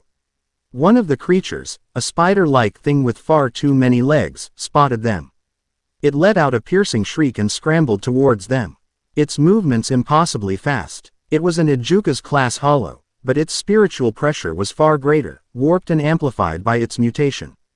Naruto didn't hesitate. He formed a Rasengan in his palm and met the creature's charge. He slammed the sphere of chakra into its head. The rotational force tore through its mask and skull, obliterating it instantly. But as the creature dissolved, a spray of the black ichor splattered across the canyon wall. The rock hissed and smoked where it made contact, decaying at a visible rate. Don't let that stuff touch you, Nelliel warned, drawing her weapon. It's corrosive to both spirit and matter. The rest of the horde was upon them. A tidal wave of mutated, screaming bodies surged through the narrow canyon. There was no room for fancy maneuvers. No space for strategy. It was a brutal, close-quarters brawl for survival. Naruto became a whirlwind of motion. Clones erupted into existence, each one a blur of kicks, punches, and perfectly formed Rasengans. He moved with a grim efficiency, his goal not just to defeat, but to end their suffering as quickly and cleanly as possible. Each time a Rasengan connected, a creature was purified, its agonized shrieks silenced forever. But for every one he destroyed, 3 more scrambled over the corpses of their fallen comrades to take its place. Nelliel was a force of nature in her own right. Her broken blade, wielded with a dancer's grace, became a whirlwind of green light and steel. She was not as flashy as Naruto, but her precision was flawless. Every strike was aimed at a vital point, severing a limb, crushing a mask. She activated her Sonido, moving in bursts of untraceable speed, a green comet that left a trail of dismembered monsters in her wake. She and Naruto fought back to back, a seamless unit of devastating power. "Sero," she shouted, pointing her blade forward. A beam of concentrated pink energy erupted from the tip, blasting a wide path through the horde. But the gap was filled almost instantly. "There are too many of them," Pesci yelled, launching his own bizarre attack, a slippery, mucus-like substance that caused several hollows to lose their footing. Dondochaka swallowed one of the smaller creatures, trapping it in his stomach, a technique that was as effective as it was bizarre. They were not powerful, but they were doing their part, ending their small corner of the fight with a desperate loyalty. Naruto knew this couldn't last. They were spending too much energy, and the horde was endless. He looked at the mutated creatures, at air pain-filled eyes and twisted bodies. This wasn't a battle, it was a mercy killing on a mass scale. He hated it. Every strike felt like an execution, not a victory. The whispers in his mind grew louder, feeding on the despair and violence of the scene. See the futility. See the endless pain. Surrender to the hunger. Let it all end. Enough of this, Naruto growled, pushing the voices away. He leapt onto a high ledge, drawing the attention of the horde. "Nell, get ready to run." He brought his hands together in a familiar seal. Sage art. Massive Rasengan. A Rasengan formed in his hand, but it didn't stop growing. It expanded rapidly, becoming a colossal sphere of churning, destructive chakra, easily 10 times his own size. It lit up the dark canyon with a brilliant blue light, its Roa drowning out the screams of the hollows. The sheer power radiating from it brought the entire horde to a standstill, their frenzied minds momentarily cowed by the overwhelming display of force. He heaved the massive sphere down into the center of the canyon. The impact was not an explosion, it was an annihilation. The world turned white, the ground buckled, and a colossal vortex of wind and chakra scoured the canyon from wall to wall. The mutated hollows, their shrieks silenced for good, were not just destroyed, their corrupted spiritual matter was utterly atomized, reduced to nothing. When the light faded, the canyon was empty. A massive, perfectly smooth crater marked the spot where the horde had been. The silence that followed was heavy, broken only by the panting breaths of the 4 survivors. Naruto landed lightly on the ground, the orange pigmentation of sage mode receding from his eyes. He looked at the crater, his expression grim. He had ended the threat, but the feeling of victory was absent. He just felt tired. The moral weight of what he had just done settled on his shoulders. He had extinguished hundreds of lives, agonized and twisted though they were, in a single moment. Nelliel walked up to stand beside him, her face smudged with dirt and ichor. She looked from the crater back to him, her hazel eyes soft with a profound understanding. "You feel the weight of it," she said quietly. "Every soul you were forced to destroy." "They were in pain," he said, his voice rough. "But they were still alive. In their own way. To live in such a state," she countered gently, "is not living. It is an unending torment. What you did was a mercy. A terrible one, but a mercy nonetheless." She placed a hand on his arm, her touch surprisingly gentle. "You cannot let this world's cruelty break you, Naruto. If you do, it will consume you." He looked at her, at the genuine empathy in her eyes. She understood. She had lived with this kind of impossible choice her entire life. In that moment, the gap between their worlds, between their experiences, seemed to shrink. He saw not an Arankar, not a former Espada, but a fellow warrior who knew the cost of strength. How do you do it? He asked, his voice barely a whisper. How do you live with it? She was silent for a long moment, her gaze turning towards the path ahead. I had a friend once. Another Espada. His name was Neutra Gilga. He believed that the only purpose of a life was to die in battle, that a warrior's only honor was found in their last breath. He saw compassion as a weakness, a flaw in the design of a perfect killer. She began to walk, and Naruto fell into step beside her, listening intently. He and we were opposites. He was the nihilist, the warrior who lived for the fight. I was the protector, the warrior who fought to end the fighting. We clashed constantly. He could not understand my refusal to kill a defeated opponent. I could not understand his lust for a glorious death. She touched the scar on her forehead. A faint, jagged line hidden beneath her mask fragment. He could not defeat me in a fair fight. My power was greater, my technique more refined. So, he cheated. I stood the help of Shielaporo to create a device that generated a false spiritual pressure, catching me off guard. He attacked me from behind, wounded me, and cast me out of Las Noches, leaving me for dead. Her voice was calm, but Naruto could feel the deep, ancient pain behind the words. The betrayal. He did not just take my power, my position, she continued, her voice becoming thick with emotion. He took my memory. The trauma of the attack, combined with my spiritual energy leaking from the wound, caused my body to revert. I became a child, and I forgot the warrior I was. I forgot the Espada. I forgot him. All that was left was a simple, innocent desire to protect my two Fracken, who had been cast out with me. She stopped, turning to face him. There were tears shimmering in her eyes. Tears she did not bother to wipe away. For years, I lived in that state, a child playing games in the desert. It was a mercy, in its own way, an escape from the pain of what I had lost. But the memories returned, and with them, the warrior. To answer your question, Naruto, I live with the weight of it because I must. Because if I do not, if I allow the despair to win, then Neutra was right. Then the cruelty of this world is the only truth. And I refuse to accept that. Naruto was speechless. He saw it all now. The reason for her exile, the source of her quiet strength, the fierce, unyielding protectiveness she showed for Peshi and Dondochaka. She wasn't just a survivor, she was a symbol of defiance. A testament to the idea that one could endure the absolute worst this monstrous world had to offer and still choose compassion. Without thinking, he reached out and gently wiped a tear from her cheek with his thumb. His hand was rough, calloused from a lifetime of training. But his touch was incredibly gentle. The contact was electric. For a moment, they just stood there, the silence of the canyon stretching between them, the unspoken understanding passing back and forth. It was a moment of profound intimacy, a bond forged not in the heat of battle, but in the quiet aftermath, in the shared vulnerability of two scarred but unbroken souls. He was wrong, Naruto said, his voice full of a conviction that was absolute. Compassion isn't a weakness. It's the only thing that gives strength any meaning. A small, genuine smile graced Nelliel's lips, a smile that reached her eyes and made them shine. I am beginning to believe you were right. The moment was broken by a loud stomach rumble from Dondochaka. Lady Nell. The big battle made Dondochaka hungry. The tension shattered. Naruto laughed, a real, hearty laugh that echoed through the rocks. Nelliel smiled, shaking her head. Even in the heart of this desolate, deadly world, life, in its own strange way, went on. Our sanctuary is just through this canyon, she said, her composure regained, though she couldn't quite meet Naruto's eyes. Come, we have earned a moment of rest. They continued their journey, but something had fundamentally shifted between them.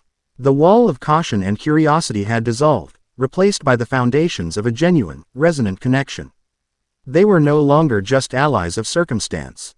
They were comrades, kindred spirits who had seen the darkness in each other's pasts and had not flinched.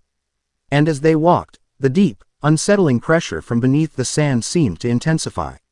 As if the ancient, slumbering hunger had taken notice of the small, defiant spark of light and life that had just been kindled in its endless night.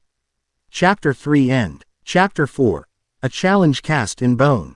Nelliel's sanctuary was a marvel of natural concealment. A narrow, almost invisible fissure in the canyon wall, easily mistaken for a simple shadow, opened into a vast, circular cavern. The ceiling soared hundreds of feet overhead, where a cluster of phosphorescent mosses cast a soft, gentle glow, mimicking the light of a serene twilight. A small, clear spring bubbled up from the center of the cavern floor, feeding a pool of water so pure it was almost invisible. It was a pocket of impossible life and tranquility carved into the heart of a dead world. "How did you ever find this place?" Naruto asked, his voice echoing slightly in the vast space. His sage mode drank in the faint, clean natural energy of the cavern. It was a pale imitation of the vibrant life force of his own world. But after the oppressive emptiness of the desert, it felt like a feast. "This cavern is made of Koryuseki, a spirit-devouring rock," Nelliel explained, running a hand along the smooth, cool wall. "It absorbs spiritual pressure, rendering the entire space invisible to conventional detection. Hollows avoid it because it starves them. For us, it is the perfect shield." For the first time in what felt like days, they allowed themselves a moment of respite. While Dondochaka and Pesci refilled their water gourds, Naruto and Nelliel sat by the edge of the pool. The quiet was comfortable, a shared silence that spoke volumes more than words. He watched as she cupped her hands and brought the cool, clear water to her lips, the soft glow of the mosses catching the turquoise strands of her hair. He found himself cataloging the details, the strength in her hands, the intelligence in her hazel eyes, the faded pink markings that he no longer saw as strange, but as an intrinsic part of her. "Thank you," he said suddenly. She looked up, a question in her eyes. "For what? For bringing us here. For not freaking out when a guy who shoots tornadoes out of his hand fell out of the sky." He gave her a small, lopsided grin. "You took a big risk, helping me. You intervened when I was about to be overwhelmed," she countered, her own lips curving into a faint smile. "You protected Pesci and Dondochaka without a moment's hesitation. In Hueco Mundo, actions speak far louder than words. Your actions spoke of an ally. Still," he insisted, "it's good to have someone watching my back." "And yours," she replied, her gaze sincere. Before the moment could deepen, a tremor shook the cavern. It wasn't the subtle, psychic pressure from the deep sand, but a violent, physical quake. Dust rained from the high ceiling, and the water in the pool rippled frantically. Naruto was on his feet in an instant, a black chakra rod already in his hand. "What was that?" Nelliel's expression was grim, her hand resting on the hilt of her blade. "That was not an earthquake. That was a demonstration, a message." She was right. As the shaking subsided, a voice echoed through the cavern, seeming to come from the rock itself. It was an old voice, deep and resonant with an absolute, unshakable authority. It was a voice that sounded like a tombstone falling, like the last grain of sand in an hourglass. "Creature of life," the voice boomed, imbued with a palpable spiritual pressure that pressed down on them, heavy and suffocating. "You have made a nuisance of yourself in my kingdom. Why? Our very existence is an affront to the natural order of this world. The order of dust and decay." Naruto's eyes narrowed. "Your kingdom." Big words for a guy who hides behind rocks. A dry, mirthless chuckle echoed around them. "Arrogance. A symptom of youth. A flaw that time will inevitably correct. I am Baragan Luzenbairn, Segunda Espada, and King of Hueco Mundo. This desert, this fortress, this endless night, it all belongs to me." Quote, "The second Espada," Nelliel breathed, her body tense. "Baragan. He is one of the oldest and most powerful Arankar in existence. The former Tercera speaks the truth." The voice of Baragan continued. "She, at least, understands the concept of a hierarchy. You, boy, radiate a disgusting vitality. It is a stain upon the serene perfection of my wasteland. I have dispatched my most loyal Fracken to erase that stain. Consider this your only warning. Flee from my world, or be unmade by it." The voice faded, and the oppressive spiritual pressure receded, leaving a chilling silence in its wake. The message was clear. They had been found. Their sanctuary was no longer safe. "Spirit-devouring rock, huh?"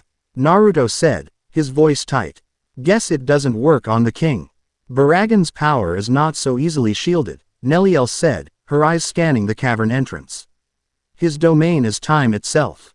Decay, entropy. He is not sensing us, he is sensing the absence of his own influence. A pocket of defiance in his world of death. He would have found us eventually. So he sent one of his goons, Naruto said, a dangerous glint in his eye. He talks a big game about his kingdom. But he won't even show up himself. He looked at Nelliel, his expression hardening with resolve. We can't fight here. If this guy's power is decay, a battle in this cavern soon.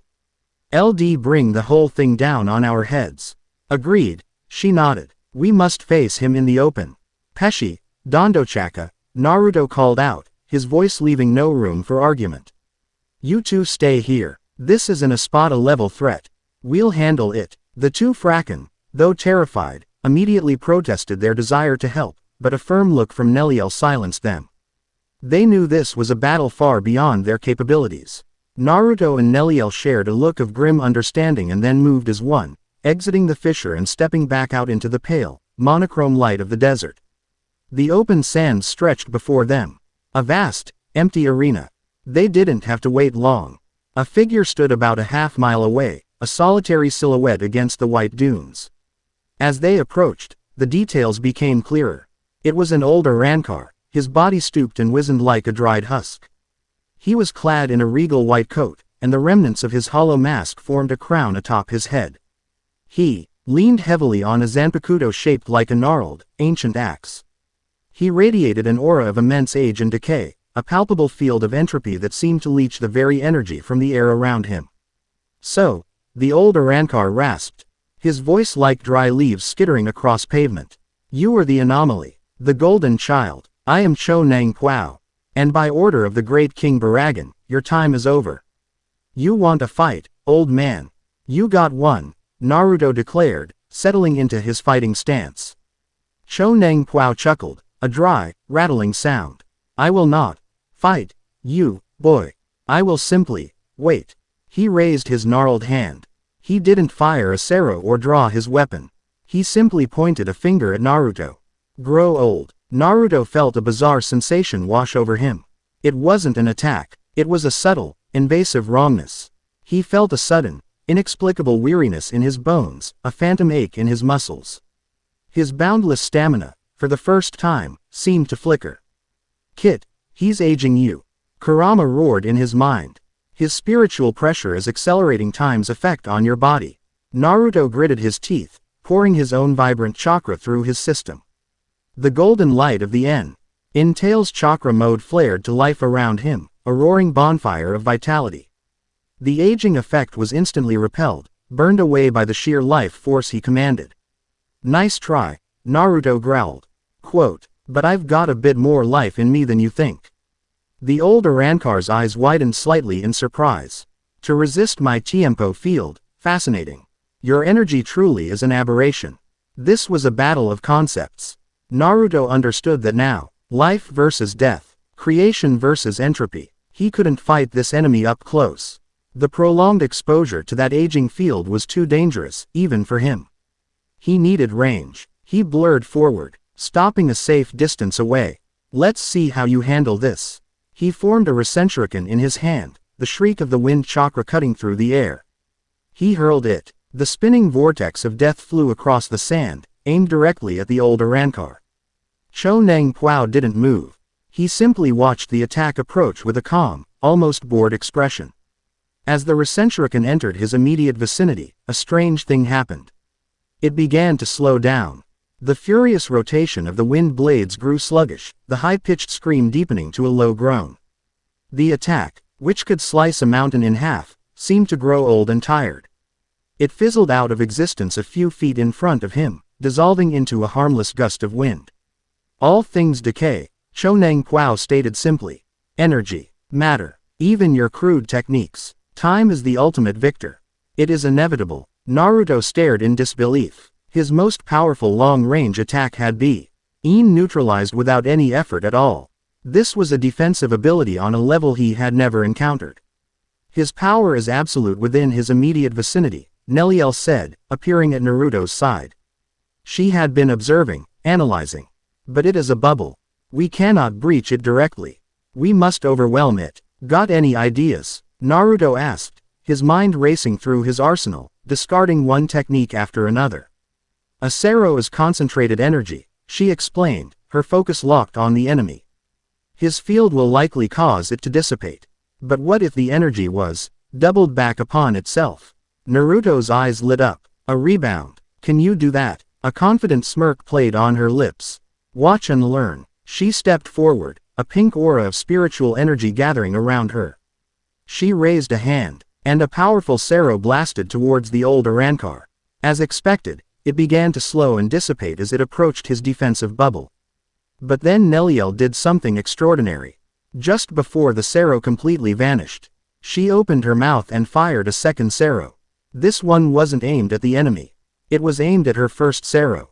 The second beam struck the first, and instead of combining, the first Sero, its energy already unstable, absorbed the second one.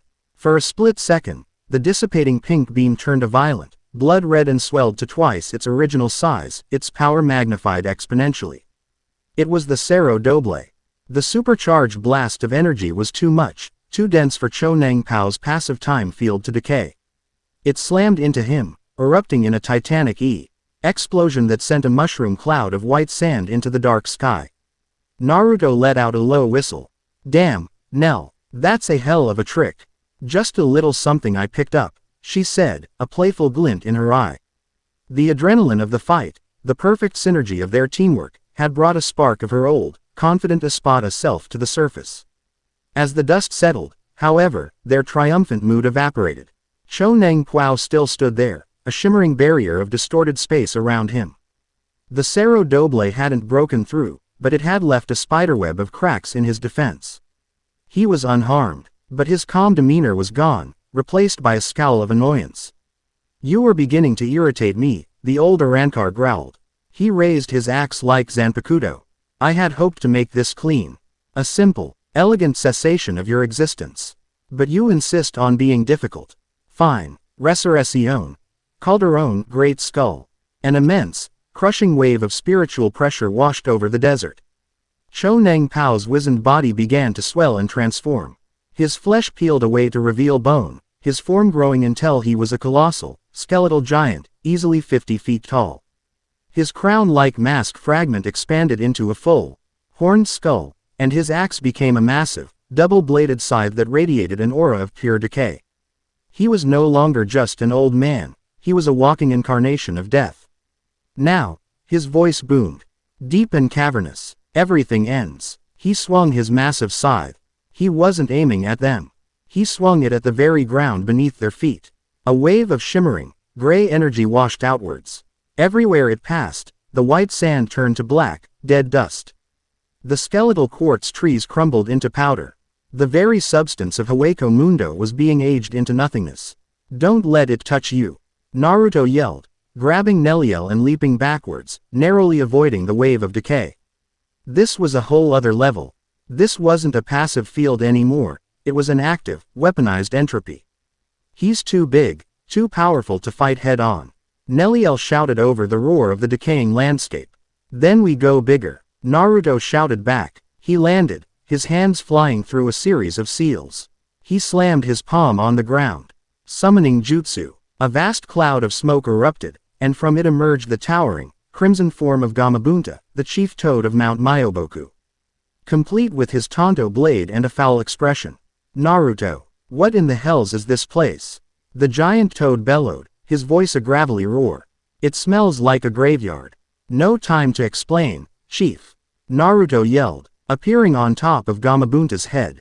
See that big skeleton? We need to take him down. Gamabunta looked at the colossal skeleton, then back at Naruto, and let out a sigh that sounded like a rockslide. You and your messes. Fine, but you owe me a barrel of sake for this one.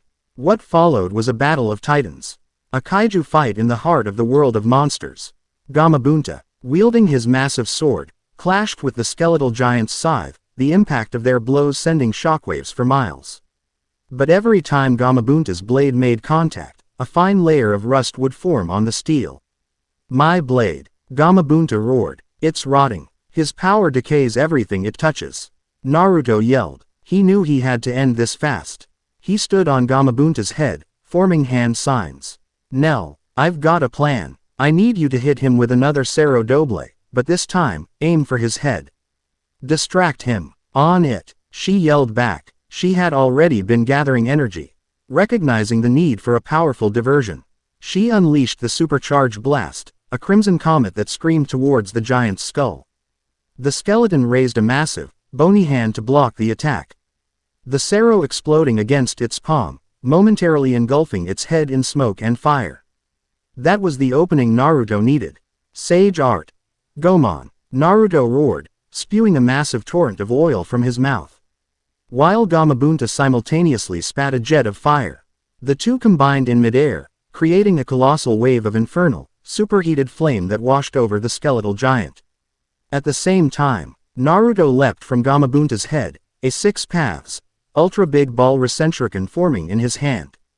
It was a golden sun of pure, life-affirming chakra mixed with the ultimate cutting power of the wind.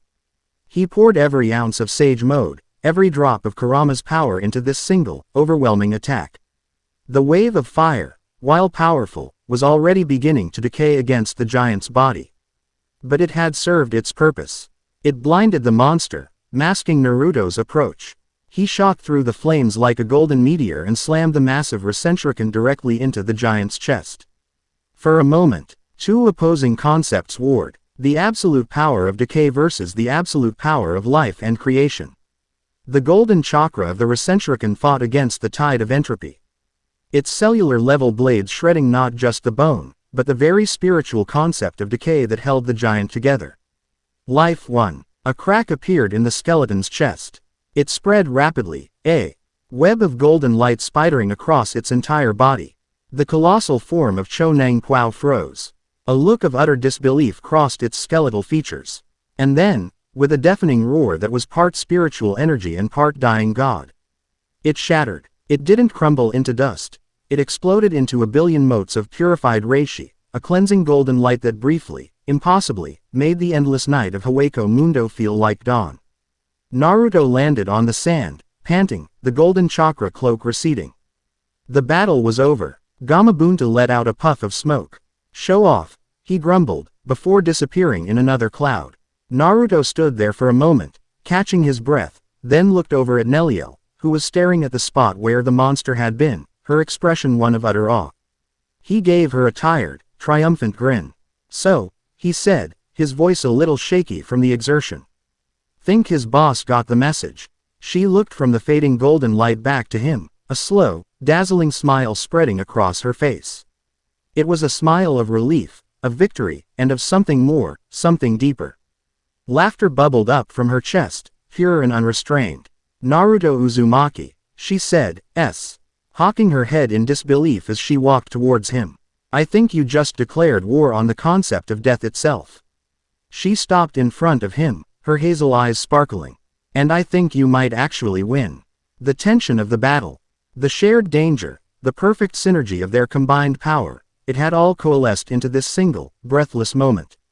The space between them was charged with an energy that had nothing to do with chakra or spiritual pressure. It was exhilarating, terrifying, and completely undeniable. And in the heart of the dead desert, under the pale and broken moon, nothing new and vibrant had just taken root. Chapter 4 End. Chapter 5. The Scientist and the Specimen. Within the 8th tower of Las Noches, in a laboratory that was part sterile operating theater and part Gothic cathedral, Shiyelaporo Grants smiled. He leaned back in his high-backed chair, steepling his long, slender fingers, his gaze fixed on a dozen floating crystalline screens.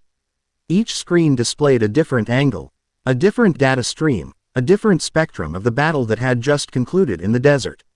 He watched the replay of Naruto's ultra-big ball Rasenshuriken obliterating Chonang Puao. He didn't see the defeat of a powerful ally, he saw a glorious, unprecedented cascade of data. Magnificent, he whispered, his voice a purr of intellectual ecstasy. The energy output is staggering. But that's the least interesting part. He zoomed in on a spectral analysis of the point of impact. It's not merely destructive, it is generative. It imposes the concept of life so forcefully that the concept of decay is annihilated. It doesn't just break the rules, it rewrites the entire page. Baragan must be positively apoplectic. One of his Fracken, a nervous, bug-like Arankar, shimmered into existence beside him. Lord Shiyelaporo, the Segunda Espada's spiritual pressure has vanished. We must assume. Assume Cho Neng Puao has been decommissioned. Yes, I am aware, Shielaporo said, waving a dismissive hand without taking his eyes off the screens. A blunt instrument has been broken against an object of profound scientific interest. A worthy trade. His loss has provided me with invaluable insight into the specimen's upper limits. He has a symbiotic relationship with a vast, secondary energy source. He can manifest solid, living constructs. And his own corporeal energy actively repels entropy. He stood, his movements fluid and graceful, like a predator uncoiling. He walked towards a large, cylindrical containment unit where a faint, colorless vapor swirled.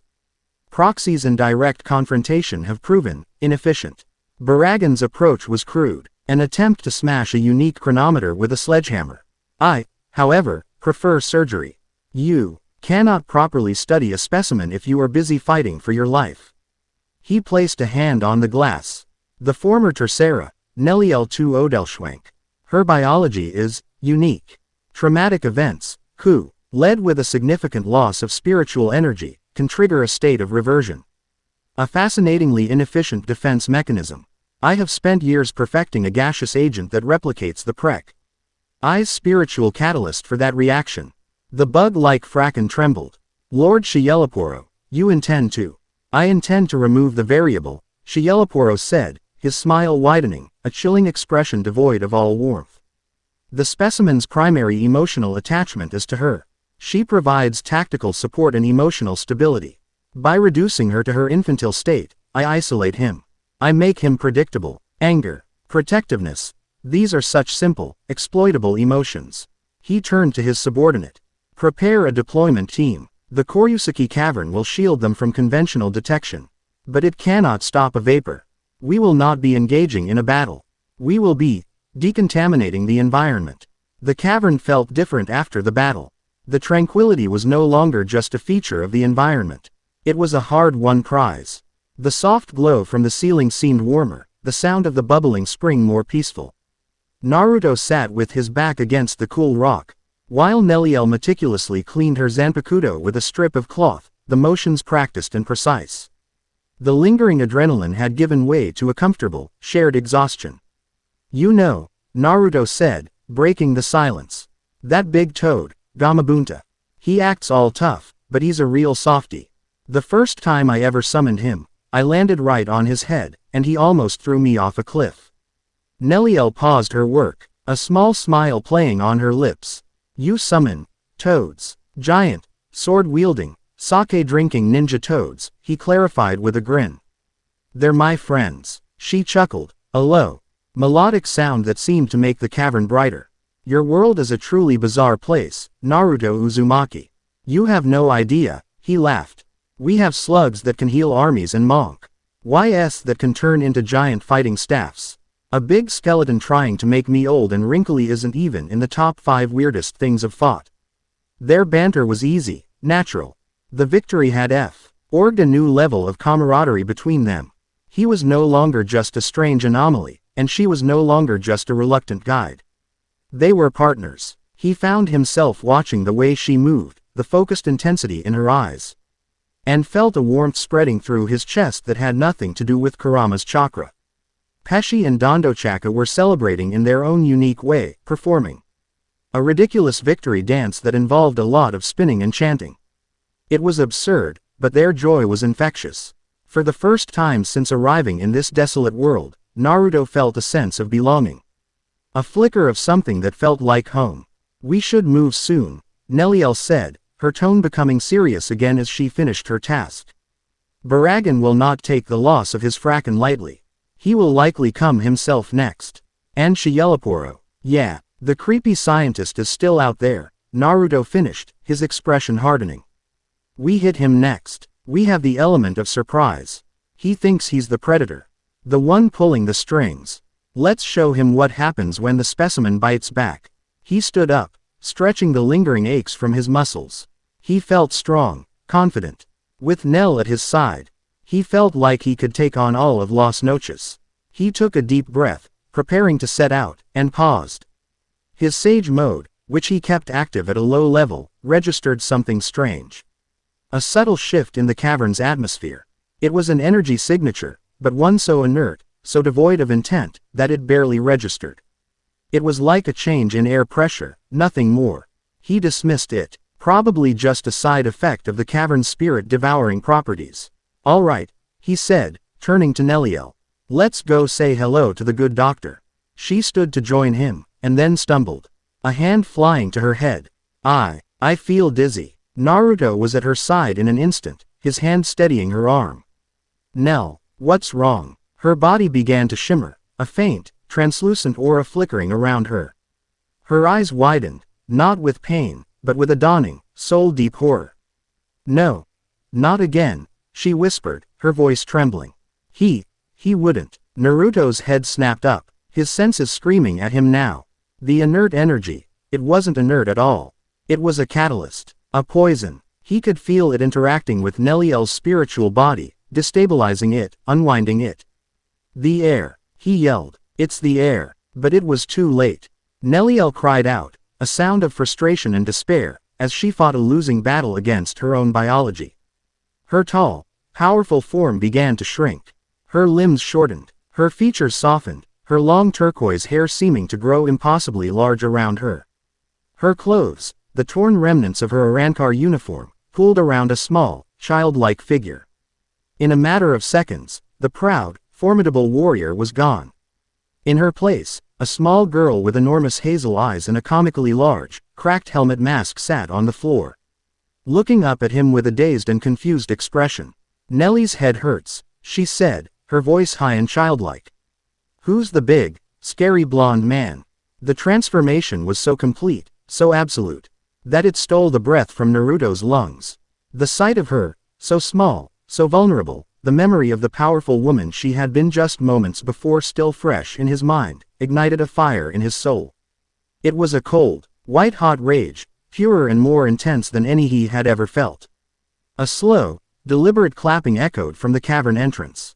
Naruto spun around, his body already humming with a dangerous level of chakra. Shieloporo Grant stood there, looking exactly as Lumina had described him. He was flanked by two massive, silent Arankar that looked like crosses between praying mantises and samurai. The scientist's smile was a thing of clinical, reptilian satisfaction. "A rousing success," Shieloporo said, his voice smooth and condescending. "My calculations were flawless. The reversion was even more rapid than I predicted. You see, specimen Uzumaki. This is the power of true intellect. Why engage in messy, unpredictable brawls when a simple application of chemistry can so elegantly remove the primary obstacle?" Naruto gently scooped up the small, confused Nelliel into his arms. She whimpered slightly and buried her face in his shoulder, hiding from the scary man at the entrance. That simple, trusting gesture shattered the last of Naruto's restraint. Naruto's voice was a low, terrifying growl. His eyes bled from blue to a slitted, demonic crimson. A visible, bubbling red aura of Kurama's chakra began to leak from his body, so dense it began to peel the rock from the cavern walls. "You're going to regret that." "Oh, I doubt it," Shieloporo said, unfazed by the display of power. "Anger is such a predictable variable. A blunt instrument for a blunt mind. But I am not here to fight you. I am here to study you." He raised a hand, and a small, intricate device in his palm began to glow. "Welcome to my laboratory." The world dissolved. The cavern, the pool, the glowing moss, it all vanished, replaced by an infinite, sterile white space gridded with black lines. Crystalline screens materialized in the air, displaying Naruto's vital signs, his chakra flow, his cellular structure, all in real time. They were in a perfect, conceptual reconstruction of Shieloporo's lab. "Within my domain, my Teatro de la Titiritero, I am God," Shieloporo announced, his voice echoing from all directions. "Here, the laws of reality are merely suggestions, and I am the one who provides the final edit. Let us begin the examination." Shieloporo didn't attack, he simply pointed, and a dozen surgical-looking constructs, like floating scalpels, shot towards Naruto. Naruto created a Rasengan and batted them away, but as soon as they were destroyed, 24 more took their place. "Your shape transformation is crude but effective," Shieloporo's voice noted calmly. "A contained, multi-directional rotation," Simple. Let us see how it fares against a technique designed to counter it. He gestured again. A wall of energy appeared in front of Naruto. When Naruto's next Rasengan struck it, the wall didn't break. It absorbed the rotational energy, spun it in the opposite direction, and fired it back as a chaotic, unstable blast. Naruto was forced to dodge his own attack. Predictable. The voice sighed. He dodges. Now, let's analyze the clone technique. Naruto tried to use his shadow clones, but as soon as they appeared, intricate energy nets materialized and ensnared them. Analyzing their chakra composition before dissolving them, every move he made was met with a perfect, instantaneous countermeasure. He was fighting an opponent who could read his mind, analyze his techniques, and create a solution before he even finished his attack. All the while, he held the small, trembling form of Nelliel, protecting her from the stray blasts of energy. He was trapped. Overwhelming power was useless. Strategy was being deconstructed. He was in a battle of pure intellect, and he was hopelessly outmatched. This is pointless, Shieloporo's voice echoed, filled with disappointment. Your repertoire is so limited. Raw power, replication, transformation, it's all so primitive. I had hoped for more. Naruto gritted his teeth, his crimson eyes scanning the sterile, white world. Logic, analysis, control. That was Shieloporo's world. That was his strength. And in that realization, Naruto found his answer. If you can't win the game, you don't just flip the board. You set the whole damn thing on fire. Kurama, he thought, his mental voice a low growl. He wants to see something unpredictable. Let's give him a show. Now you're talking, Kit. The Nine Tails roared back, unleashing the floodgates. Naruto stopped fighting. He stopped dodging. He simply stood there, cradling Nell, and closed his eyes. The bubbling red aura around him intensified. No longer leaking but erupting. It wasn't the controlled, golden cloak of a perfect Jinchuriki. It was the raw, untamed, chaotic chakra of a tailed beast. It was pure emotion, pure rage, pure instinct. The sterile white laboratory began to corrupt.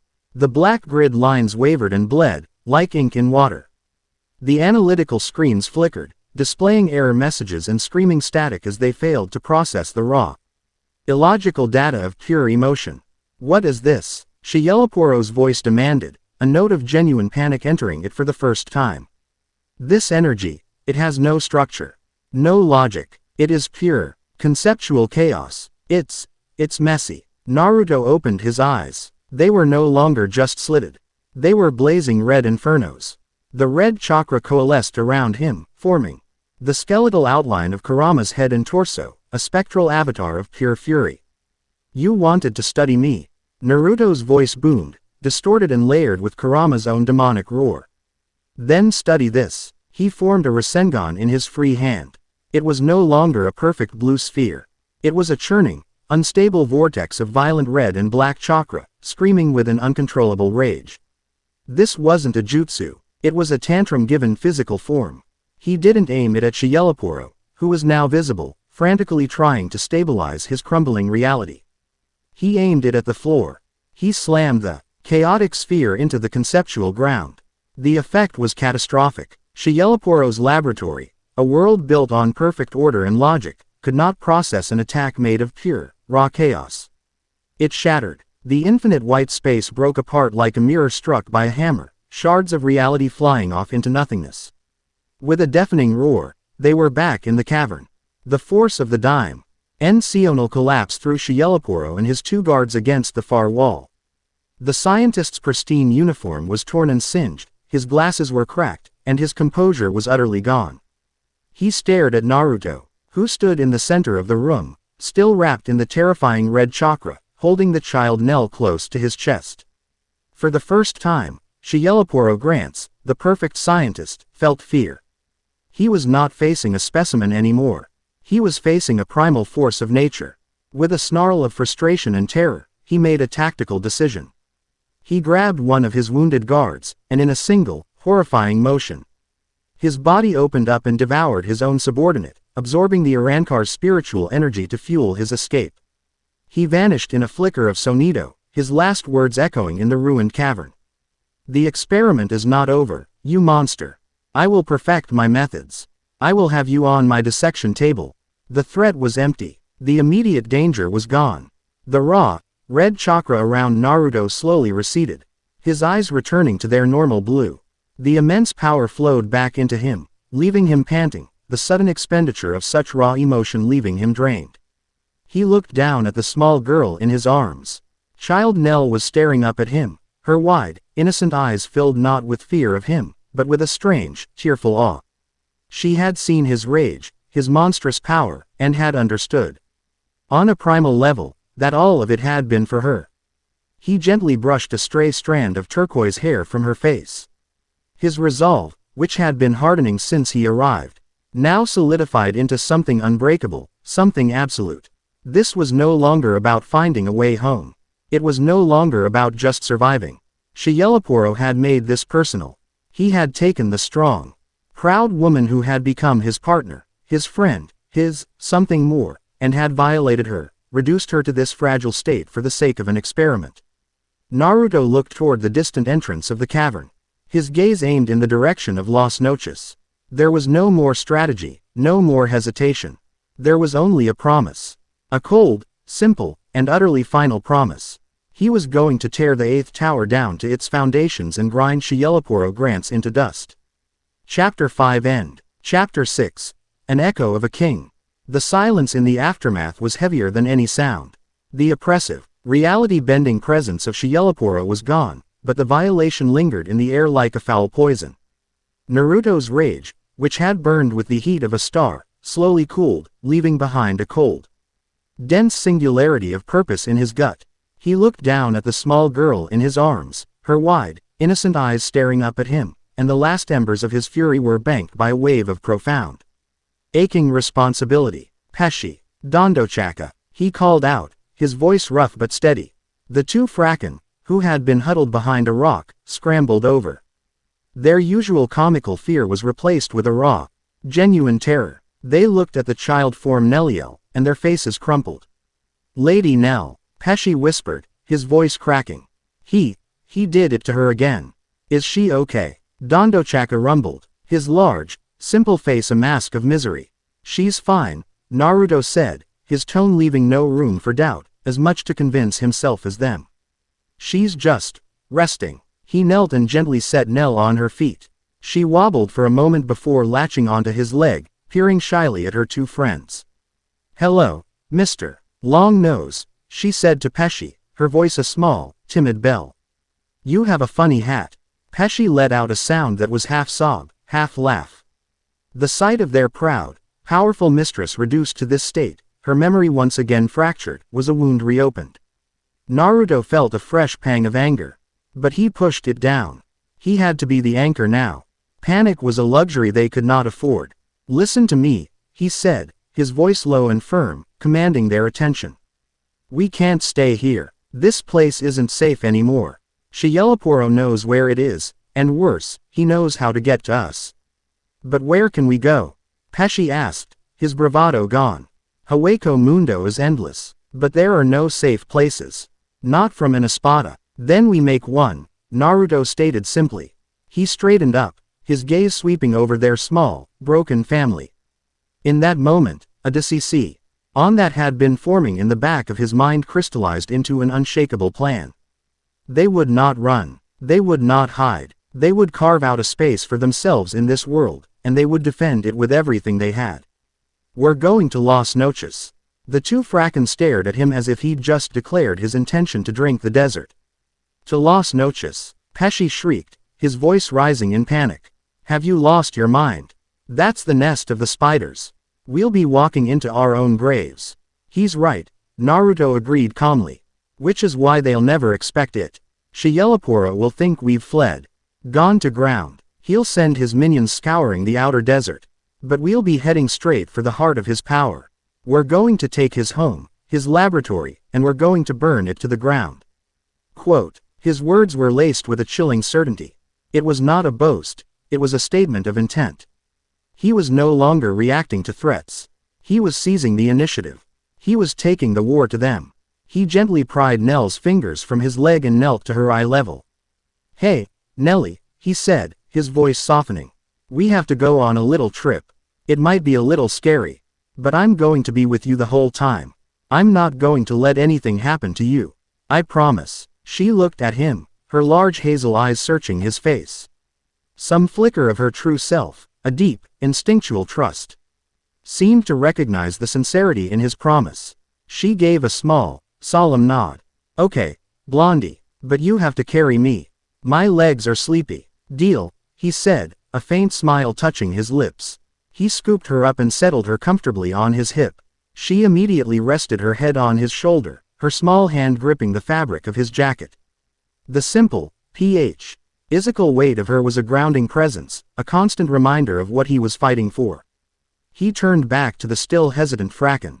We leave now, with no other choice but to follow the whirlwind of certainty that was Naruto Uzumaki. Pesci and Dondochaka shared a look of grim resignation and fell into step behind him. They exited the now tainted sanctuary and set foot once more into the endless white desert, a tiny, defiant procession marching toward the lion's den. They had not traveled for more than an hour when the world grew cold. It was a sudden, bone-deep chill that had nothing to do with the temperature. The air grew thick, heavy, as if the sky itself were pressing down on them. A spiritual pressure, vast and ancient, descended like a shroud, blanketing the desert for miles in every direction. It was Baragan Lusenbairn. He was not projecting his voice this time. He was making his presence known, a king surveying his domain. Every grain of sand, every hollow cowering in its den, every soul under the cracked moon felt the weight of his gaze. Naruto stopped, his body tensing. He shifted Nell in his arms, his free hand resting near his kunai pouch. This was different from the warning before. This was a lockdown, a declaration of sovereignty. You have made your choice, creature of life, Baragan's voice echoed, not from a single point, but from the entirety of the oppressive atmosphere. You have rejected my magnanimous warning. You have destroyed my servant. Your continued existence is an act of rebellion. A shimmering distortion appeared in the air before them. It coalesced into a figure. A ghostly, semi-translucent image of Baragan seated upon a throne made of bone. It was not his real body, but a projection of his will, an audience with a god. His hollow eyes settled on Naruto, then flickered down to the child in his arms. And you have taken the former Tercera, a warrior of considerable power, and allowed her to be reduced to a sniveling infant. You have taken a weapon and turned it into a liability. Pathetic. She's not a weapon. Naruto's voice was low and cold, a stark contrast to the king's booming proclamation. And she's not a liability. She's my friend. And you're not a king. You're just a bully sitting on a pile of bones. The disrespect was so blatant, so absolute, that even Pesci flinched. One did not speak to Baragan Lusenbairn this way. The spectral king was silent for a long moment. The pressure in the air intensified, making it hard to breathe. You possess a power that defies the laws of my world. A power that creates, that sustains. Such a force, untamed, is a cancer. But controlled, it could be a useful tool. He leaned forward on his spectral throne, his gaze locking with Naruto's. I will make you an offer. Your rebellion is amusing, but ultimately futile. Kneel before me, swear your power to my service. Join my court, and I will grant you a place of honor among my Espada. I will give you power, dominion, anything you desire. Your vitality will serve as the engine for my conquest, and together, we will impose a perfect, eternal stillness upon all worlds. He gestured a translucent hand towards the child Nell. I will even grant this, child, my protection. She can live out her days in the safety of my palace, a pet to amuse the court. A far better fate than being caught in the crossfire of a war you cannot win. The offer was a masterpiece of political maneuvering. It was a chance for Naruto to save himself and protect Nell, at the cost of his freedom, his soul. It was the logical choice in a world governed by the logic of monsters. Naruto's response was a short, harsh laugh. You want me to kneel? He said, his voice dripping with contempt. I don't kneel. Not for anyone. He adjusted his grip on Nell, holding her a little tighter. And you want me to hand her over to you? To be your pet? He took a step forward, his own chakra beginning to flare, a golden sun pushing back. Against the oppressive gray of Baragan's pressure. I'm going to give you one offer of my own, old man. Get out of our way. Leave us alone. Take your crown and your bone throne and fade into dust where you belong. Because if you don't, I'm not just going to beat you. I'm going to dismantle your entire kingdom, piece by rotten piece. It was a declaration of war. A direct, unequivocal challenge to the absolute authority of the king of Hueco Mundo. Naruto was no longer just an anomaly. He had just declared himself a rival power, an independent faction with its own will, its own purpose. Baragan's spectral form stared, his empty eye sockets somehow conveying a sense of profound, regal fury. The air crackled with his rage. Insolent child, you have sealed your own fate. You believe your power makes you a king. It only makes you a more visible target. The king raised a hand. You stand on my sand, you breathe my air, you exist by my sufferance. I will give you one cycle of this moon. When its light is once again full, your little rebellion will end. My armies will march, and they will grind you and your pathetic followers into the dust from which you sprang. Pray to whatever gods you believe in. They will not answer. To punctuate his threat, Baragan turned his gaze to a colossal mesa on the distant horizon, miles away. The ghostly hand gestured. The distant mountain of rock did not explode. It simply aged. In seconds, millennia passed. The rock weathered, cracked, and crumbled, collapsing into a fine, black powder that was scattered by the wind. The demonstration was terrifying in its silent, absolute finality. The projection of Baragan faded, but his oppressive spiritual pressure remained, a constant, suffocating reminder of the ticking clock he had just set. The war was no longer a distant possibility. It had a deadline. Naruto stood his ground, his golden aura undimmed. He had faced down gods and ancient evils. A tyrant king, no matter how powerful, did not intimidate him. But as he stood there, his sage mode picked up something else. Faint flickers of energy, far out on the periphery of his senses. They were not the clear, sharp signatures of Arankar. They were furtive, hidden observers. They felt zealous. Their spiritual pressure was warped, humming with a strange, ecstatic resonance, as if they were watching a prophecy unfold. The cult of the Ancient One, drawn by the clash of titans, like moths to a divine flame. His actions were creating ripples he couldn't yet see, waking things that were best left sleeping. He pushed the thought aside. One enemy at a time. The most immediate problem was Baragan's ultimatum. He now had a deadline to not only defeat Shielaporo, but to prepare for an all-out war with the Second Espada's entire army. He couldn't do it alone. He looked at Pesci and Dondochaka, who were pale and trembling but had not fled. His defiance had inspired a sliver of courage in them. We need help, Naruto said, his voice calm, cutting through the lingering fear. An army isn't going to be beaten by just the two of us. There have to be others. Other Arankar, outcasts, runaways, anyone who's tired of living ooned. The thumb of bullies like Baragan and psychos like Shielaporo. Pesci looked up, a flicker of thought in his panicked eyes. There are some, he stammered. Those who were cast out of Las Noches, or who refused to serve under Aizen. But they are scattered, hostile. They trust no one. Then we'll make them trust us, Naruto said, his resolve absolute. He began walking again, his steps sure and steady, toward the distant bone-white fortress. Where do we find the first one? He looked down at the child nestled against his shoulder. Nell had, impossibly, slept through the entire confrontation. Her breathing was soft and even, her face peaceful. In her sleep, she looked utterly content, utterly safe. Her small, trusting hand rested on his chest, a fragile anchor in a world of monsters. Looking at her, Naruto knew he had made the right choice. He had declared war on a king, drawn the attention of unseen fanatics, and set himself on a path that could only end in total victory or absolute annihilation. And he wouldn't have it any other way. Chapter 6 End. Chapter 7. The Unlikely Alliance. The ultimatum from a king and the violation by a scientist had stripped away any illusion of safety. They were no longer just survivors, they were fugitives with a death sentence and a deadline. Every crunch of their boots on the white sand was a tick of Baragan's lunar clock. Naruto shifted the sleeping child in his arms. Her small, warm weight a constant, grounding reminder of the stakes. He was her shield, her only shield, and that simple fact focused his will into a diamond-hard point. You mentioned outcasts, Naruto said, his voice cutting through the tense silence that had followed their encounter with Baragan's projection. He looked at Pesci, who was trotting nervously beside him. "Where? We don't have time to wander." Pesci wrung his long-fingered hands, his gaze darting around the empty horizon as if expecting Baragan's armies to materialize from the air.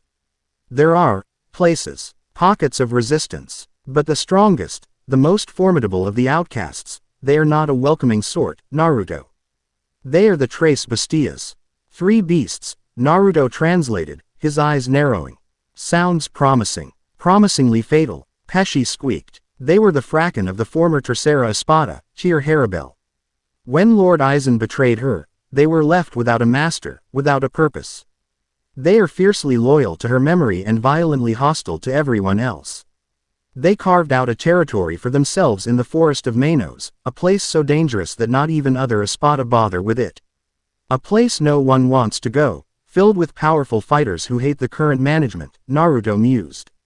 "Sounds perfect. Take us there." The journey to the forest of Manos was a descent into a different kind of hell. The open, sterile desert gave way to a dense, sprawling woodland of the same leafless, quartz-like trees, but these were larger, more menacing. The ground was a tangled mess of crystalline roots, and the air hummed with the collective, hungry buzz of countless lesser hollows. This was not a forest, it was a hive. Moving through it was a constant, low-grade battle. Naruto, with Nell still secure in one arm, moved like a phantom, his other hand a blur as he dispatched any Manos that dared approach with precise, efficient chops of concentrated chakra. Not even bothering with a full jutsu. He was a force of nature, and the lesser creatures learned quickly to give his golden aura a wide berth. Their destination was a vast clearing in the heart of the forest, dominated by a colossal, hollowed-out quartz tree that served as a makeshift fortress. As they stepped into the clearing, 3 figures dropped from the branches above, landing in a perfect triangle around them, cutting off any retreat. They were 3 female Arankar, each radiating a powerful, predatory confidence. The one who seemed to be the leader was short and lithe, with dark skin, golden eyes, and a wild mane of black hair. Her mask fragment covered the right side of her face, and her expression was a permanent, aggressive scowl. This was Emilo Apache. The second was a tall, curvaceous woman with olive skin and a calm, prideful demeanor. Her mask fragment formed a horned diadem on her head, and she looked down at them with an air of regal disdain. Francesca Mila Rose. The third was slender and pale, with long, dark green hair that hid one of her eyes.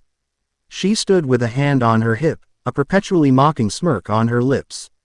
Cyan Sung Sun. Well, Sung Sun drawled, her voice a silky, venomous whisper. "What have we here? A lost little lamb and his pets." Her eyes flickered over Pesci and Dondochaka, who were trembling uncontrollably. "State your business, intruder," Apache snarled, her voice a low growl. She took a step forward, her knuckles cracking. "You're in our territory. The only way you leave is in pieces." Naruto didn't flinch. He calmly adjusted the sleeping child on his hip, his posture relaxed but ready. "My name is Naruto Uzumaki. I'm looking for the Tres Bestias. I assume that's you." "What if it is?" Mila Rose challenged, crossing her powerful arms. "What would a strange, living human want with us?" Her eyes narrowed as she focused on the child in his arms, recognizing the tattered green cloak and the remnants of the cracked mask. "Wait a moment. That child. That is the spiritual pressure of Nelliel to Odelschwenk." The 3 of them stared, their aggression momentarily forgotten, replaced by a stunned confusion. They knew the former Tercera Espada. Of course, knew of her power, and of her exile. To see her reduced to this state, being carried like a doll by a human, was a sight so bizarre it defied belief. "What did you do to her?" Apache demanded, her scowl deepening into a murderous glare. "I didn't do anything," Naruto said, his voice flat and cold. "Shielaporo Grants did this to her. And before that, Baragan Lusenbairn sent one of his cronies to try and wipe us out. I'm here because you and I have common enemies." Sung Sun let out a derisive snort. "Common enemies? Don't be absurd. We have no interest in your petty squabbles. We serve only Lady Haribel." "And where is she?" Naruto shot back, his gaze sharp and penetrating. "She was betrayed, left to rot by Aizen, and now the new king and his pet scientist rule Las Noches. Do you think they're just going to leave you alone out here forever? You're loose ends. Powerful ones. Sooner or later, they'll come to tie you up. Or dissect you. His words hit a nerve. He could see it in the flicker of doubt in their eyes. Their fierce loyalty to Haribel was their greatest strength, but it was also the source of their current aimlessness. They were wolves without a pack leader. And what are you proposing? Mila Rose asked, her voice cautious. That we join your little crusade. A human, 2 buffoons, and a toddler. I'm proposing an alliance, Naruto corrected her. A partnership. I'm going to tear down the current order in Las Noches. I'm going to start with Shielapuro, and if Baragan gets in my way, I'll take him down too. You can stand aside and watch. And hope they don't come for you next. Or, you can join me, and we can build something new from the ashes. A place where you're not just someone's tool or a loose end to be tied up. His speech was powerful, his conviction absolute, but these were Arankar, creatures born of cynicism and betrayal. Words were wind. Apache laughed, a harsh, grating sound. You talk a good game, human. But talk is cheap in Hueco Mundo. The only thing that matters here is power. You want us to follow you. You have to prove you're strong enough to lead. She cracked her knuckles again. A predatory fire igniting in her golden eyes. I challenge you. A duel. No frackin', no cheap tricks. Just you and me. If you win, we'll hear you out. If you lose, we'll kill you and your friends and leave your bones for the Manos. Naruto looked at the fierce warrior before him. He saw the anger, the pain of her loss, all hidden under a thick shell of aggression. He needed to break the shell, not the warrior. Fine, he said. He turned to Pesci. Take Nell. He gently passed the sleeping child over. Pesci held her with a terrified reverence, immediately backing away with Dondochaka to a safe distance. Naruto stepped into the center of the clearing, rolling his shoulders. He didn't activate his chakra cloak. He didn't enter sage mode. He just stood there, waiting. Apache grinned, a feral, bloodthirsty expression. Your funeral. She exploded forward, not with Sonito, but with a burst of pure, animalistic speed. She was a blur of motion, her arm a piston as she threw a punch aimed directly at Naruto's face. Naruto didn't move, he simply tilted his head to the side. The punch, which carried enough force to shatter solid rock, whistled past his ear, missing by a millimeter. Apache's eyes widened in shock at his casual evasion. She followed up with a furious volley of kicks and punches, a whirlwind of deadly force. Naruto didn't backpedal, he stood in place, moving with an impossible, fluid grace. Weaving and ducking, letting every single attack pass harmlessly by. He wasn't just dodging, he was making her waste every ounce of her energy. Stand still and fight me, you coward. She roared in frustration, her attacks becoming wilder, more desperate. All right, Naruto said, his voice calm. The next time she threw a punch, he didn't dodge. He caught her fist in his open palm. The impact created a small shockwave, but Naruto didn't so much as slide back an inch. His grip was like a steel vice. Apache struggled, trying to pull her hand free, but it was useless. My turn, he said. He spun, using her own momentum against her, and threw her. She flew through the air and crashed into the side of the giant quartz tree, the impact shaking the entire clearing. Mila Rose and Sung Sun, who had been watching with detached amusement, now looked on with stunned disbelief. He had effortlessly neutralized Apache's initial assault without throwing a single punch. Apache roared, erupting from the crater she'd made in the tree. A green aura of spiritual energy flared around her. You think that's enough to beat me?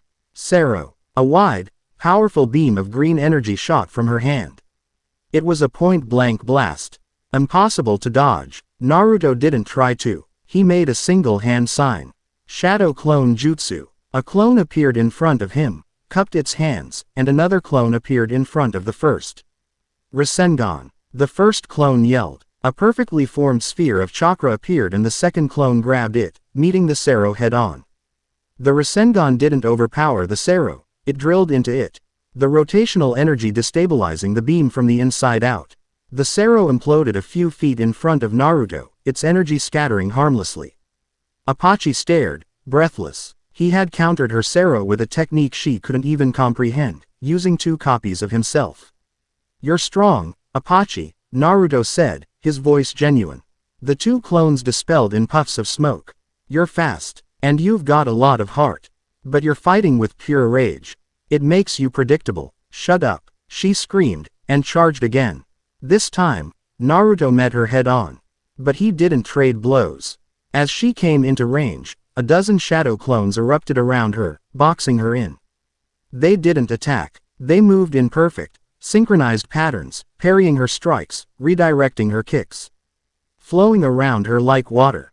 She was fighting a dozen opponents who refused to hurt her, but also refused to let her land a single blow on the original. It was maddening, humiliating. She was being systematically dismantled by an enemy who wouldn't even fight back in earnest. She exhausted herself, her movements growing slower, her breath coming in ragged gasps. Finally, she stumbled, leaving herself open for a fraction of a second. It was all he needed. The clones vanished. The real Naruto appeared behind her, so fast he seemed to teleport. One arm wrapped around her chest, pinning her arms to her sides. The other hand held a kunai, its cold, sharp edge resting gently against her throat. Checkmate. The clearing fell silent. Apache was frozen, panting, the cold reality of her defeat washing over her. She had given it her all, and he had toyed with her. I win, Naruto said, his voice quiet in her ear. He wasn't mocking. It was a simple statement of fact. I told you I wasn't here to fight you. I'm here to fight with you. He released her and stepped back, tucking the kunai away.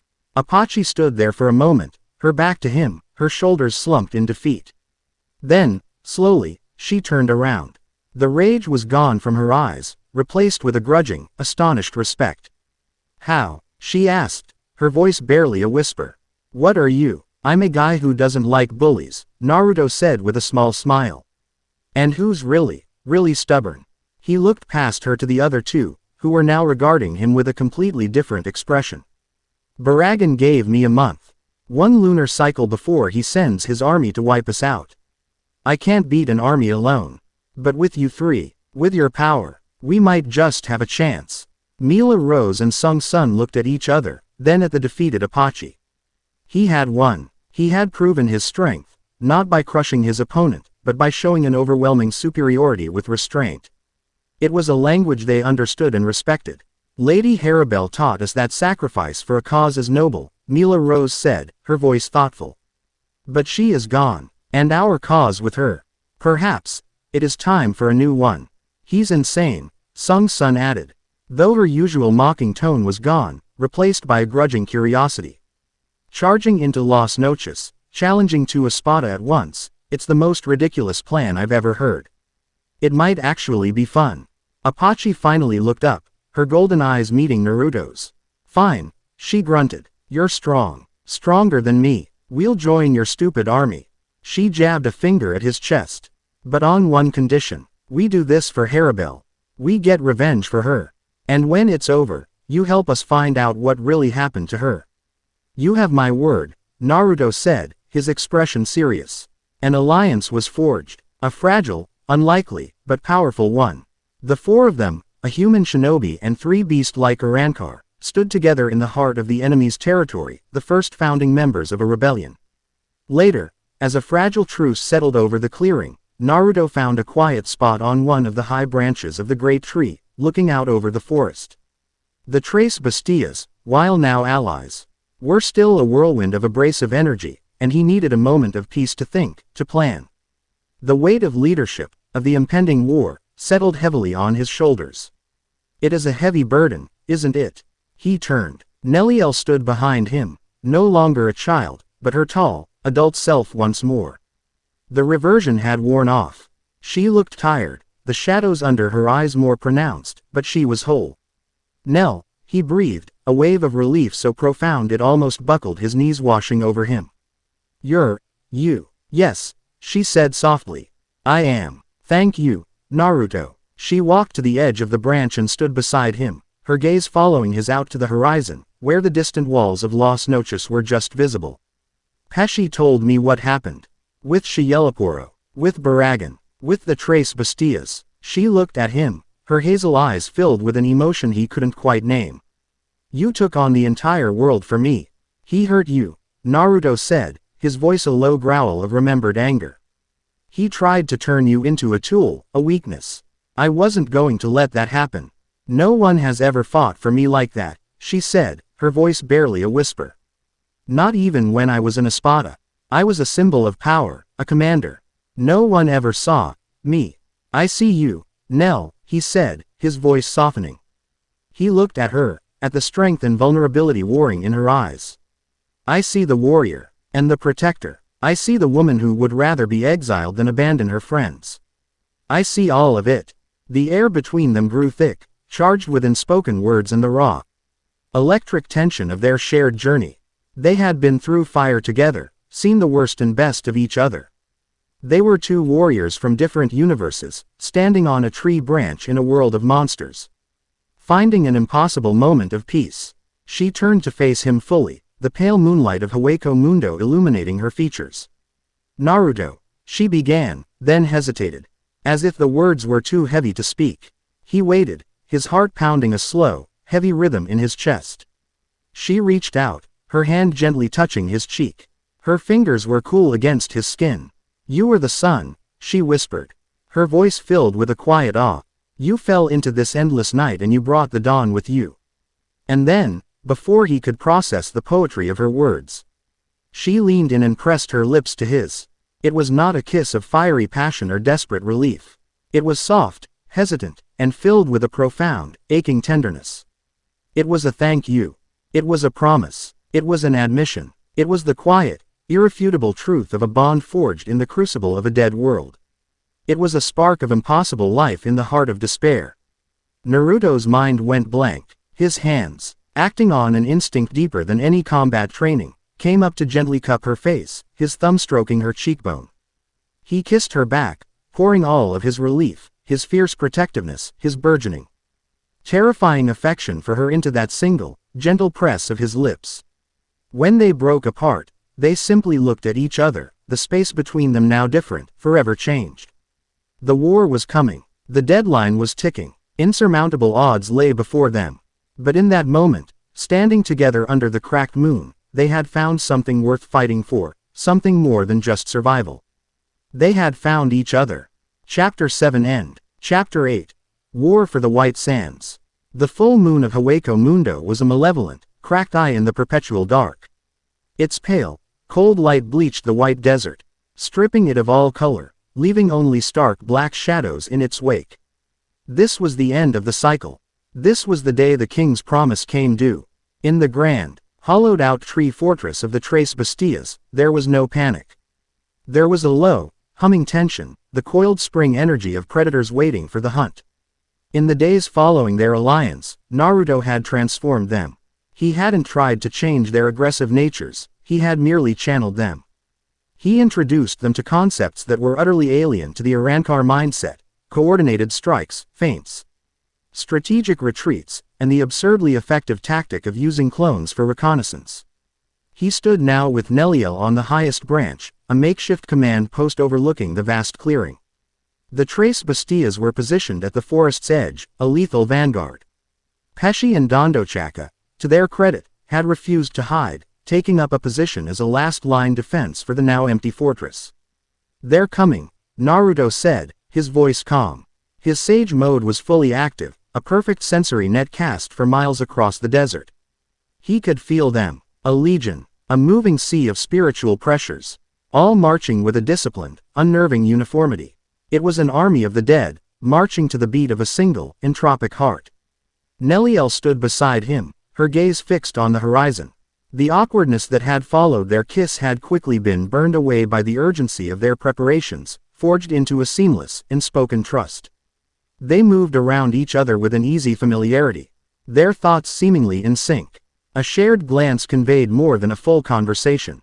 She was no longer just his ally, she was his other half on the battlefield. "Your clone scouts?" she asked, her hand resting on the hilt of her blade. "Reported in and dispelled," he confirmed. "At least 5,000 of them. Mostly Jillian-class Arrancar, clad in bone armor. But the Riza corps of about 200 Ijuka's level elites leading the charge. And one massive signature, sitting in the back. That's Baragan." He intends to overwhelm us with sheer numbers before he even steps onto the field, she surmised. Her strategist's mind at work.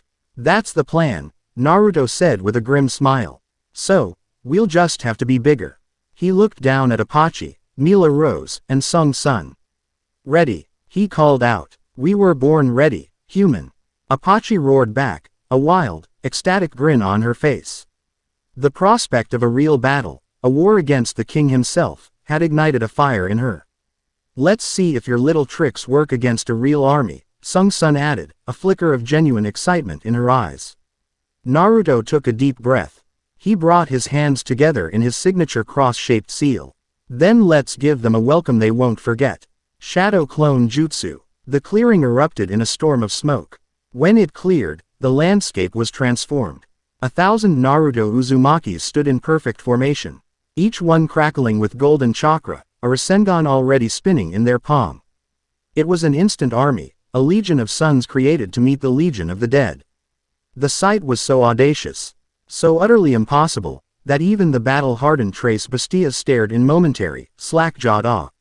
Show off, Apache muttered, though her grin widened. From the desert, the Bone Legion of Baragan came into view, a tide of white and black that stretched from one end of the horizon to the other. At their head, a horn blew, a deep, mournful sound that was a promise of death. The army charged. Go! Naruto roared. His clone army surged forward to meet them, a golden wave crashing against a tide of bone.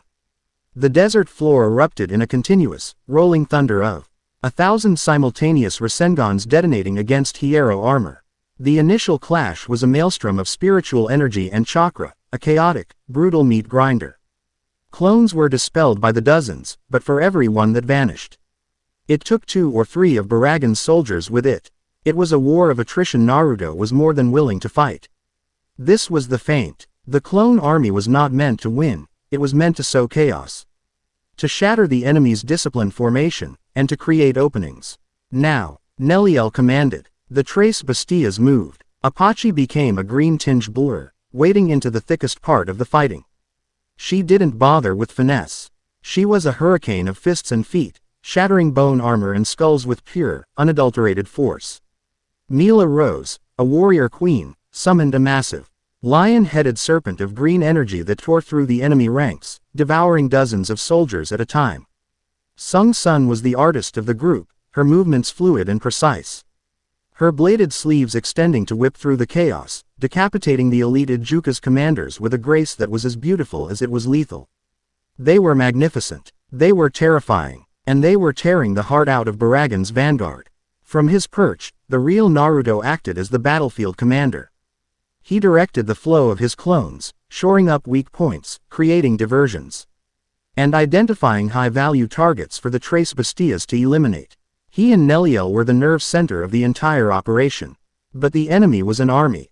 For every soldier they cut down, more surged forward.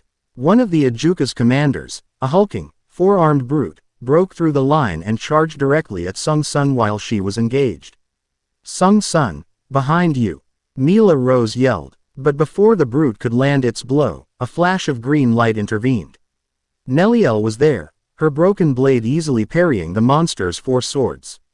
Your opponent is me, she stated, her voice cold as steel. The Ijukas, a veteran of many wars, recognized the faded markings, the turquoise hair. You are the traitor. The fallen Tercera, you disgrace the name of Espada. I am Nelliel II Odelschwenk, she replied, her spiritual pressure flaring, a vast, powerful sea of green. And I have returned to reclaim my honor. She moved, her sonido a whisper. She was faster, stronger, more skilled. The Ijukas could barely keep up, its 4 blades a desperate, clanging defense against her fluid, two-handed assault. But it was still a powerful foe, its brute strength forcing her on the defensive. You have grown weak in your exile. It roared, pressing its advantage. A fire ignited in Nelliel's eyes. It was the fire of her past, her betrayal, her humiliation, all of it coalescing into a single burning point of resolve. She would not be weak. Not again. Not with Naruto fighting beside her, not with a new world to build. She pushed the brute back with a burst of power, her Zanpakuto held high. Declare, she commanded, her voice ringing across the battlefield with an ancient power. Gamuza, Antelope Night. A titanic explosion of green spiritual energy erupted from her. A pillar of light that pierced the dark sky. Her body transformed. Her broken blade dissolved and reformed into a long, elegant double-ended lance. Her lower body shifted, becoming the powerful, fur-covered form of an ibex, granting her incredible speed and stability. Her cracked mask fragment completed itself, forming a horned, full-faced helmet. She was no longer a fallen warrior, she was a Valkyrie. A centaur-like knight of immense power and regal grace. The Ajukas stared in terror at the reborn Tercera Espada. Resurrección. Impossible. This is the true form of my power, Nelliel said, her voice now resonating with a metallic echo. She leveled her lance. Lanzador Verde, Green Lancer. She didn't just move, she vanished. She reappeared on the other side of the Ajukas, her lance held casually at her side. For a moment, nothing happened. Then, a thin green line of light appeared across the brute's chest, and its entire upper body slid to the ground, severed by an attack that was too fast for the eye to see. She had not just defeated him, she had executed him with contemptuous ease. Her return to power sent a shockwave of hope through her allies and a tremor of fear through the enemy. The tide of the battle was turning, and that was when the king descended. The fighting simply stopped. A circle of absolute silence and stillness spread from the rear of Baragan's army. The spiritual pressure became so immense, so suffocating, that it felt like drowning in an ocean of dust. Baragan Lusenbairn, seated on his throne of bone carried by hulking hollows, had arrived at the front lines. He looked at the carnage, at his decimated vanguard, at the reborn Nelliel, and at Naruto, who now stood on the battlefield, his remaining clones vanishing. The king was not pleased. An impressive display of vermin, he rasped, his voice draining the life from the air. He slowly stood from his throne. But the time for games is over. He raised a hand. Respira, breath of death. A slow-moving, shimmering black mist began to pour from him, flowing across the ground. It was not an attack, it was a presence. Everything it touched, sand, rock, the corpses of his own Deers, crumbled instantly into black dust. It was the physical manifestation of entropy. The Tres Bastias and Nelliel were forced to leap back, retreating from the inexorable tide of decay. Nothing could stop it. This is his true power. Nelliel warned, her resurrección form tense and ready. There is no defense against it. Then we don't defend, Naruto said, his voice grim. We attack. He closed his eyes. The golden chakra that had been flaring around him now exploded outwards, solidifying, taking shape. It grew at an impossible rate, forming a head, a torso, 9 flowing tails. In seconds, a colossal avatar of golden, translucent energy stood on the battlefield, Kurama, rendered in pure, life-giving chakra. The avatar was a literal sun, its radiant warmth a direct, conceptual challenge to the cold, absolute death of Baragan's Respira. The king of Hueco Mundo, for the first time, showed a flicker of something akin to surprise. He stared at the golden titan of life that now stood as his equal. An abomination, he hissed. The battle of titans began. The Kurama avatar's fists, each the size of a building, slammed into the ground, sending shockwaves of pure chakra that dissipated the Respira. Fighting a battle of creation versus decay. Baragan himself was forced to move, a black blur of Sonido, avoiding the massive attacks while spreading his decay ever outward. But just as the two god-like beings clashed, a new horror unfolded. Within the ranks of Baragan's own army, soldiers began to scream. It was not the cry of battle, but of agonizing transformation. Black, pulsating ichor erupted from their bodies. Their bone armor cracked and twisted, sprouting fleshy, cancerous growths. Their eyes burned out, replaced by a mindless, zealous light. What is this madness? Baragan roared, his regal fury absolute. This was a violation of his perfect, sterile order. The corrupted soldiers turned, no longer fighting for their king, but for a new, unseen master. They attacked their own comrades. Their movements frenzied, their only purpose to spread their new, unholy gospel of corruption. The battlefield dissolved into a three-way chaotic brawl. Naruto, from within his avatar's head, saw it clearly. The observers, the cultists, this was their move. Nell, his voice boomed from the avatar. We have to end this now. Hit him with everything you've got. He knew he could. NT maintain the avatar forever against the constant drain of the Respira. He needed one decisive blow. Nelliel understood instantly. She galloped forward, her lance pointed at the sky, gathering massive amount of green spiritual energy into its tip. Naruto's avatar formed a Recentrican in its massive hand. It was a spinning sun, a vortex of life and wind so large it distorted the air around it. You cannot touch me, Baragan bellowed, surrounding himself with a concentrated sphere of his Respira. I am absolute. I am the end. Let's test that theory. Naruto roared. He hurled the colossal Recentrican. At the exact same moment, Nelliel fired her own ultimate attack, a concentrated beam of lance-like energy from her weapon. Sero Lanza. The two attacks converged, but they did not collide.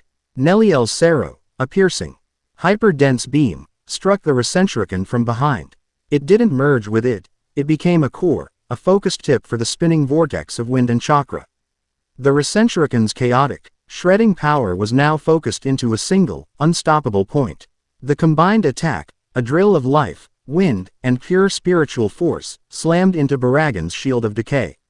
The Respira fought, aging the attack, trying to dissolve it, but the Sero Lanza at its core was too dense, the life force chakra of the Recentrican too conceptually opposed to it.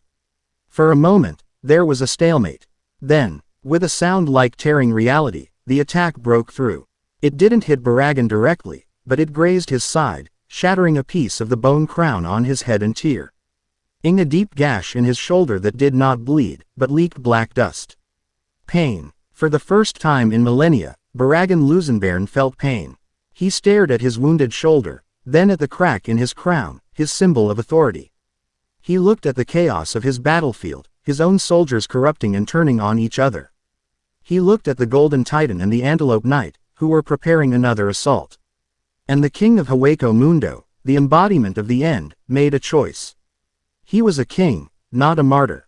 With a snarl of pure, undiluted hatred, he vanished in a flicker of sonido. His oppressive spiritual pressure disappearing with him. He had not been defeated, but he had been wounded. He had been forced to retreat. The battle was won. The Kurama avatar dissolved, leaving Naruto panting on the sand. Nelliel's resurrection receded, leaving her in her normal form, equally exhausted. They stood together, surrounded by the Trace Bastias and the tattered remains of Baragan's army, many of which were still fighting the corrupted soldiers. They looked at each other, tired, bruised, but victorious. They had faced a king and his army, and they had forced him to flee. But as they surveyed the field, at the new, horrifying enemy that writhed and fought amongst the dead, they knew this was only the beginning. They had won a battle for the White Sands, but in doing so, they had officially declared themselves a third power in a war that had just become infinitely more complicated. Chapter 8 End. Chapter 9. The God in the Glass Palace. Victory did not feel triumphant. It felt like a gasp of air before being plunged back underwater. The desert battlefield was a ruin, a chaotic tableau of shattered bone, purified dust, and the twitching, corrupted forms of Baragan's former soldiers. The king was gone, but his mess remained, a festering wound on the face of his kingdom. Naruto stood amidst the carnage, the golden chakra of his Kurama avatar having fully receded, leaving a profound ache in his bones. The sheer scale of the conflict, the expenditure of so much life-giving energy in a world of death, had left him feeling hollowed out. Nelliel stood beside him, her resurrection also gone, her breath coming in ragged bursts. They were a pair of exhausted victors surveying the spoils of a war they hadn't even truly won. The fighting hadn't stopped. The remaining loyalist soldiers of Baragan's army, though their command structure was shattered, were now engaged in a desperate, frenzied battle against their former comrades. The corrupted Arankar, their bodies twisted into pulsating, fleshy abominations, fought with a mindless, zealous fury, their shrieks echoing with a devotion to a power far older and hungrier than the king they had once served. What do we do? Mila Rose asked, her usual pride replaced by a weary grimace as she dispatched a corrupted soldier with a clean sweep of her massive blade. This is a plague. It spreads with every scratch. We can't just leave them. Apache growled, her knuckles raw and bloody. She was fighting back to back with Sung Sun, a small island of deadly force in a sea of chaos. This is our territory now. We don't leave a mess for someone else to clean up. Naruto's eyes scanned the swirling melee. He saw the remaining loyalists, trapped between their former allies and Naruto's own forces, fighting a losing battle on two fronts. He saw the corruption spreading, a tangible sickness of the soul. His decision was instant, his voice cutting through the noise with the clear, sharp ring of command. We end it, he declared. All of it, but we're not butchers. He turned to the Tres Besties. Don't kill them, incapacitate, break their limbs, knock them out. There has to be a way to reverse this. To his own small army, he had to be more than a weapon, he had to be a leader. He had to offer them a purpose beyond mere survival. It was a testament to the authority he now commanded that they didn't question the seemingly impossible order. They shifted their tactics, their lethal strikes becoming precise, disabling blows. The chaos of the battlefield began to find a new, brutal rhythm, a rhythm of containment. It was then that the world shook. It was not a physical tremor. It was a convulsion of the soul. A wave of spiritual pressure erupted from the direction of Las Noches, a force so immense, so utterly alien, that it dwarfed even the oppressive aura of Baragan. It was a composite energy, a fusion of something they knew and something they could not comprehend. It was the clinical, obsessive pressure of Shielaporo Grants, amplified 1,000 times and woven through with the deep, ancient, soul-devouring hunger Naruto had felt stirring beneath the sands. Every Urankar on the battlefield, loyalist and corrupted alike, froze. They looked towards the distant fortress, their instincts screaming at them that a new, apex predator had just claimed the throne. Naruto's sage mode went haywire. The energy pouring from Las Noches was a psychic scream of wrongness. He did it, he breathed, his eyes wide with a horrified understanding. That bastard, he tapped into the power source. As if to confirm his words, the fortress itself began to change. Even from miles away, they could see it. The bone-white walls of Las Noches began to shimmer, to transmute. Crystalline structures, like impossibly large amethysts, erupted from the towers, pulsing with a sickening, internal purple light. The entire fortress was being remade, shifting from a castle of bone into a palace of grotesque, living glass. Suddenly, a figure appeared in a flicker of sonito, crashing to the sand a few dozen yards away. It was one of Baragan's elite guard, one of the few who had not been corrupted. He was grievously wounded, his bone armor shattered, his body covered in deep gashes from which black dust, not blood, trickled. Apache immediately took a threatening step forward, but Naruto held up a hand to stop her. The guard staggered to his feet, his pride warring with his desperation. He ignored the Tres Besties, his gaze locking onto Nelliel, the only other former Espada present. Former Tercera, he rasped, his voice a dry rattle. Aku, the Octava, Shielaporo, he has seized the throne room. He is remaking the world in his image. What happened? Nelliel demanded, stepping forward, her expression grim. He unleashed a power, something ancient, the guard explained, his body trembling. It swept through the palace. Those who did not bow to him were unmade, recategorized. He called us obsolete data. The guard looked at Naruto then, a flicker of profound, humiliated hatred in his eyes. This is your fault, outsider. Your chaos was the catalyst he needed. Maybe, Naruto said, his voice dangerously calm. But that doesn't change the fact that there's a new god sitting in your king's palace. What are you going to do about it? The guard grit his teeth. Our king has been shamed, but he will return. This abomination that defiles Las Noches must be purged. I am here to offer a temporary cessation of hostilities. He spat the words as if they were poison. A truce. Our remaining forces will fight alongside yours. Together, we will storm the palace and remove the usurper. After that, our war with you will resume. It was an offer born of pure desperation, a classic, enemy of my enemy, scenario. Nelliel looked to Naruto, deferring to his leadership. The decision was his. He didn't hesitate. Fine, Naruto said, truce accepted, but we do this my way. All of your forces answer to me. Understood. Quote. The guard's eye twitched, but he gave a stiff, formal nod. Understood. A new, impossible army was forged in the crucible of the battlefield, a human shinobi, a reborn Espada. 3 feral outcast warriors, and the tattered, prideful remnants of their mortal enemies' legions. They all stood together, looking at the distant, pulsating, crystalline palace. "It's a suicide mission," Sung Sun stated, though her voice lacked its usual mockery, replaced by a grim excitement. "We'll be walking into the heart of his power. That's the only way we can win," Naruto replied. He looked at Nelliel, a silent question in his eyes. "Are you ready for this?" She met his gaze, and her expression was one of absolute, unwavering resolve. "With you, always." Before they began their march, Naruto found a moment of quiet with her, away from the grim preparations of their new, patchwork army. The weight of what was to come was immense, a physical pressure on his chest. "A king, a mad scientist who thinks he's a god. I really know how to pick my vacation spots," he said, the attempt at humor falling flat in the tense air. "You never chose this," she reminded him softly, her voice a soothing balm on his frayed nerves. "This world was forced on you. What you have chosen is to fight for it. To fight for us. He hurt you, Nell," Naruto said, his voice dropping to a low, intense whisper. "He took you and tried to turn you into a weakness. Now he's taken this whole world and is trying to turn it into his personal petri dish. I can't. I won't let that stand." "I know," she said. She reached out, her hand finding his, her fingers lacing through his. Her touch was a firm, solid anchor in the swirling chaos of his thoughts. "A few weeks ago, I was living in a cave, my only goal to survive the day. Now, I am leading an assault on the fortress I was exiled from, beside a man who fell from the sky." A small, wondrous smile touched her lips. "You have given me back my purpose, Naruto. You never lost it," he said, squeezing her hand. "It was just buried." He met her eyes, his own gaze clear and certain.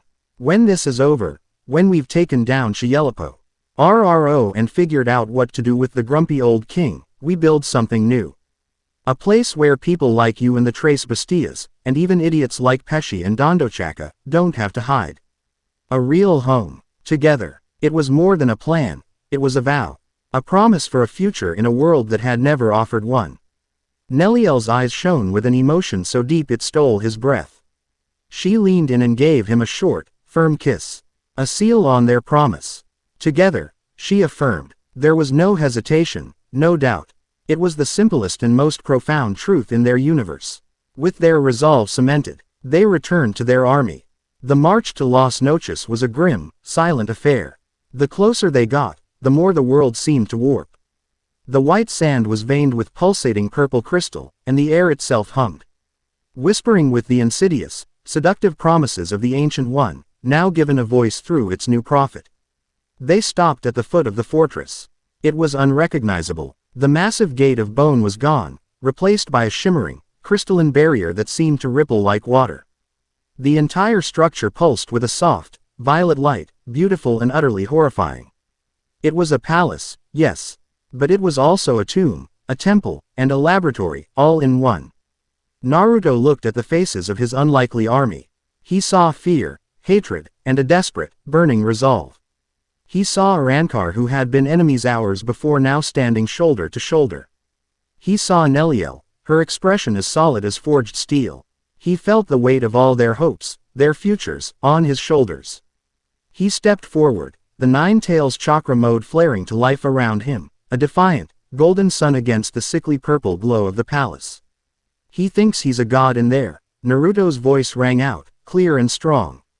For all to hear. "He thinks he's perfect. He thinks we're just data to be deleted." He formed a Rasengan in his hand, its cheerful, bird-like chirp a sound of pure defiance. "Let's go show him what happens when a failed experiment decides to burn the whole lab down." He turned and slammed his Rasengan into the crystalline gate. It didn't explode. It shattered, the entire barrier dissolving into a billion pieces of glittering purple dust. The path was open. Without a backward glance, he charged into the heart of the god's glass palace, his impossible army roaring at his back. Chapter 9 End. Chapter 10. To break the seal or seal the heavens. The interior of Las Noches was a nightmare of sacred geometry and biological horror. The bone-white halls Naruto had imagined were gone, replaced by vaulted corridors of pulsating, translucent amethyst. Veins of black, viscous ichor snaked across the crystalline floors, and the air itself was a low, discordant hum that vibrated in the teeth and whispered promises of power into the darkest corners of the mind. It was not a fortress, it was a body. A vast, living cathedral built to house a new and terrible god. Shiyelaporo's voice echoed from the walls, no longer the smooth, condescending tone of a scientist, but the layered, resonant voice of a prophet broadcasting his divine truth. Welcome, my flawed and beautiful specimens. Welcome to the dawn of perfection. You stand now within the mind of God. Gaze upon my works and despair. From the crystalline walls, creations began to emerge. They were not Urankar. They were amalgams, twisted fusions of hollow anatomy and a horrifying, geometric precision.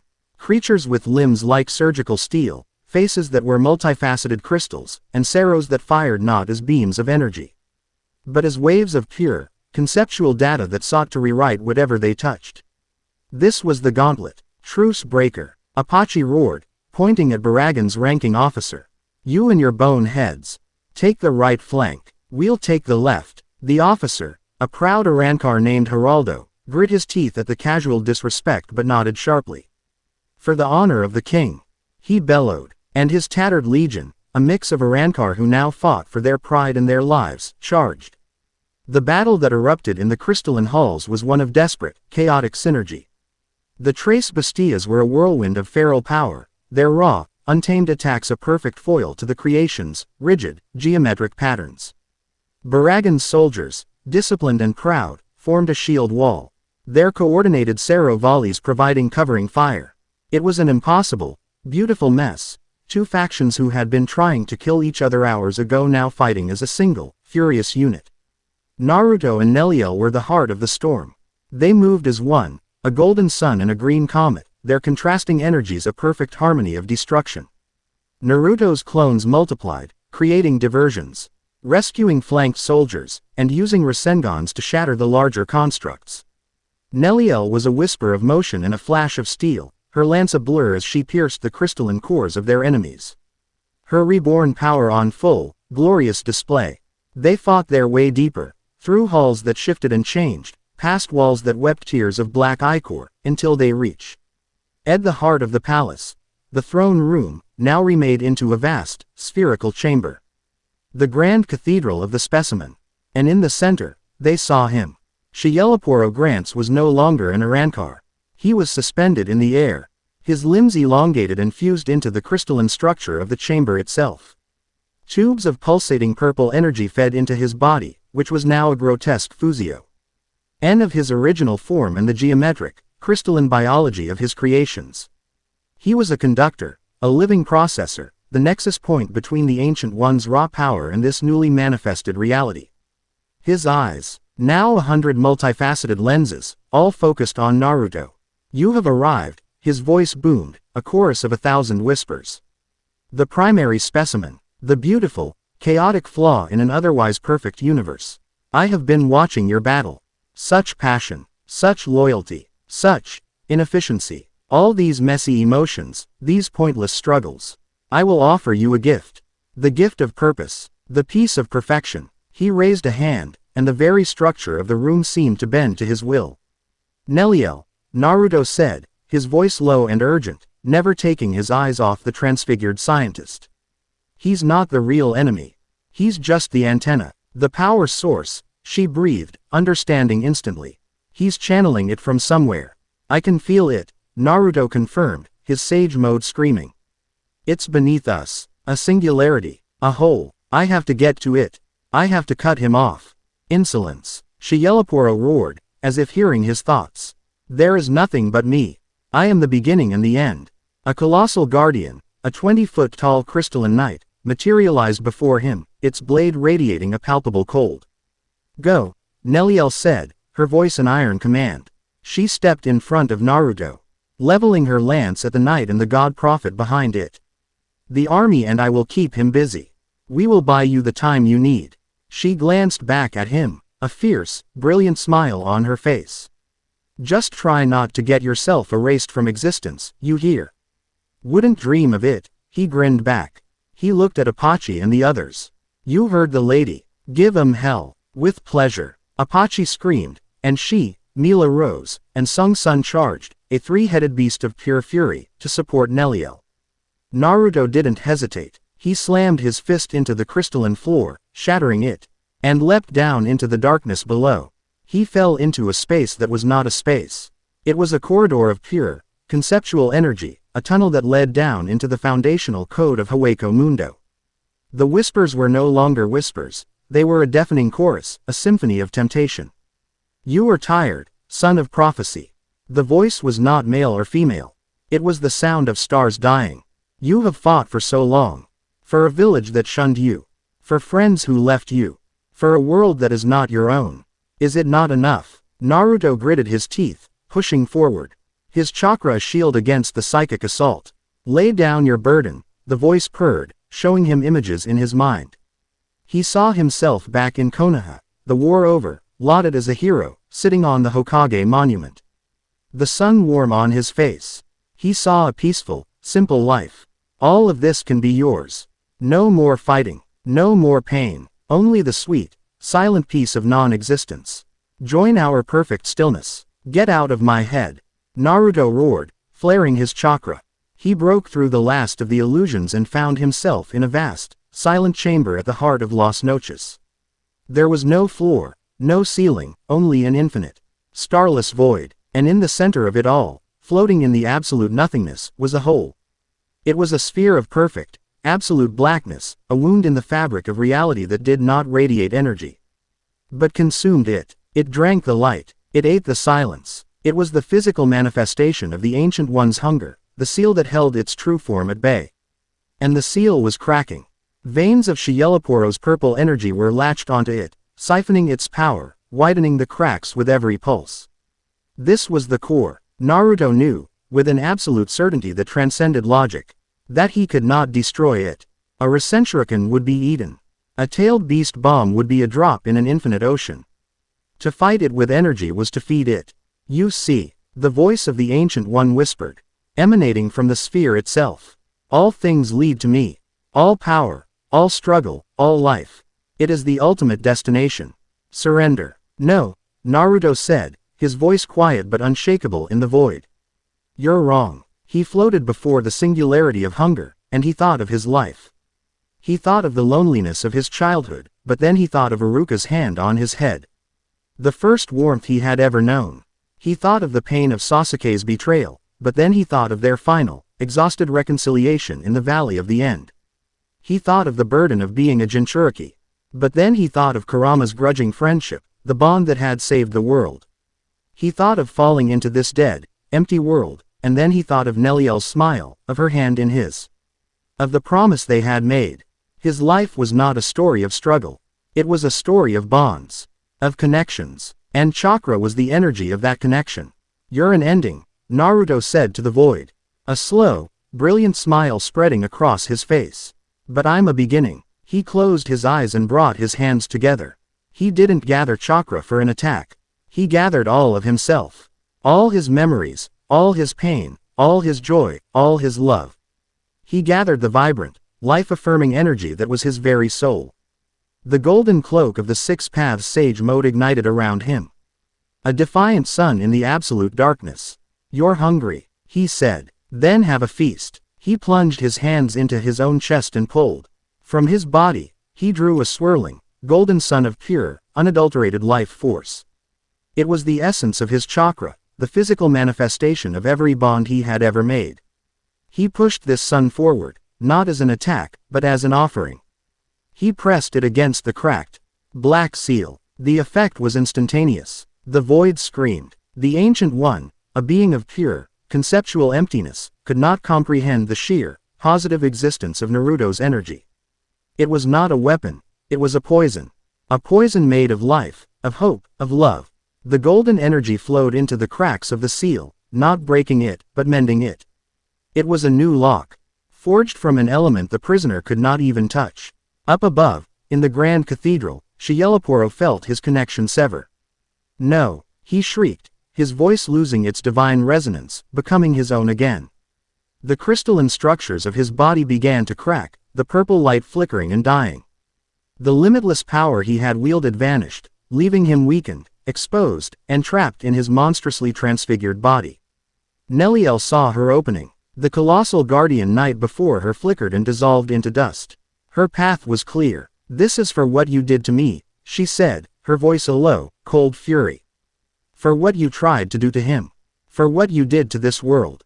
She raised her lance, and her spiritual pressure, now her own and unobscured by a false gods, flared to its absolute peak. Lanzador Verde. Quote, she became a streak of unstoppable green light, a missile of righteous vengeance. She pierced through Shielaporo's chest, the tip of her lance shattering glass-like core where his heart used to be. Shielaporo grants, the Octava Espada, the self-proclaimed god of Hueco Mundo, looked down at the lance impaling him. His multifaceted eyes registered one final piece of data, his own, absolute, irrefutable defeat. "How illogical," he whispered. And then, he and the entire crystalline palace around him shattered into a billion glittering shards of powerless glass. When the dust settled, they stood in the original, bone-white throne room of Las Noches. The sky above, visible through the shattered dome, was its usual, starless dark. The survivors of the impossible army stood panting. Wounded, but alive, victorious. It was then that the air tore open. A shimmering, unstable rip in space appeared in the center of the room. On the other side, Naruto could see it, could feel it. The vibrant green of the Konoha forests. The familiar, life-filled scent of his world. A way home. He had just stumbled out of the void below, drained and exhausted, but whole. He looked at the portal. Then at Nelliel, who was staring at him, her face a mixture of hope and heart-wrenching fear. The choice was there. He could go home. Back to his friends, to his village. To the life he had fought and bled for. Back to a world that probably thought he was dead. Or he could stay. Stay in this world of bone and sand, with its endless night and its monstrous inhabitants. Stay with the woman who had brought the dawn to his exile. He walked over to her, his steps heavy with exhaustion but light with certainty. He reached out and took her hand. "That's my old life," he said, nodding towards the portal. "I already saved that world." He squeezed her hand, his thumb stroking her knuckles.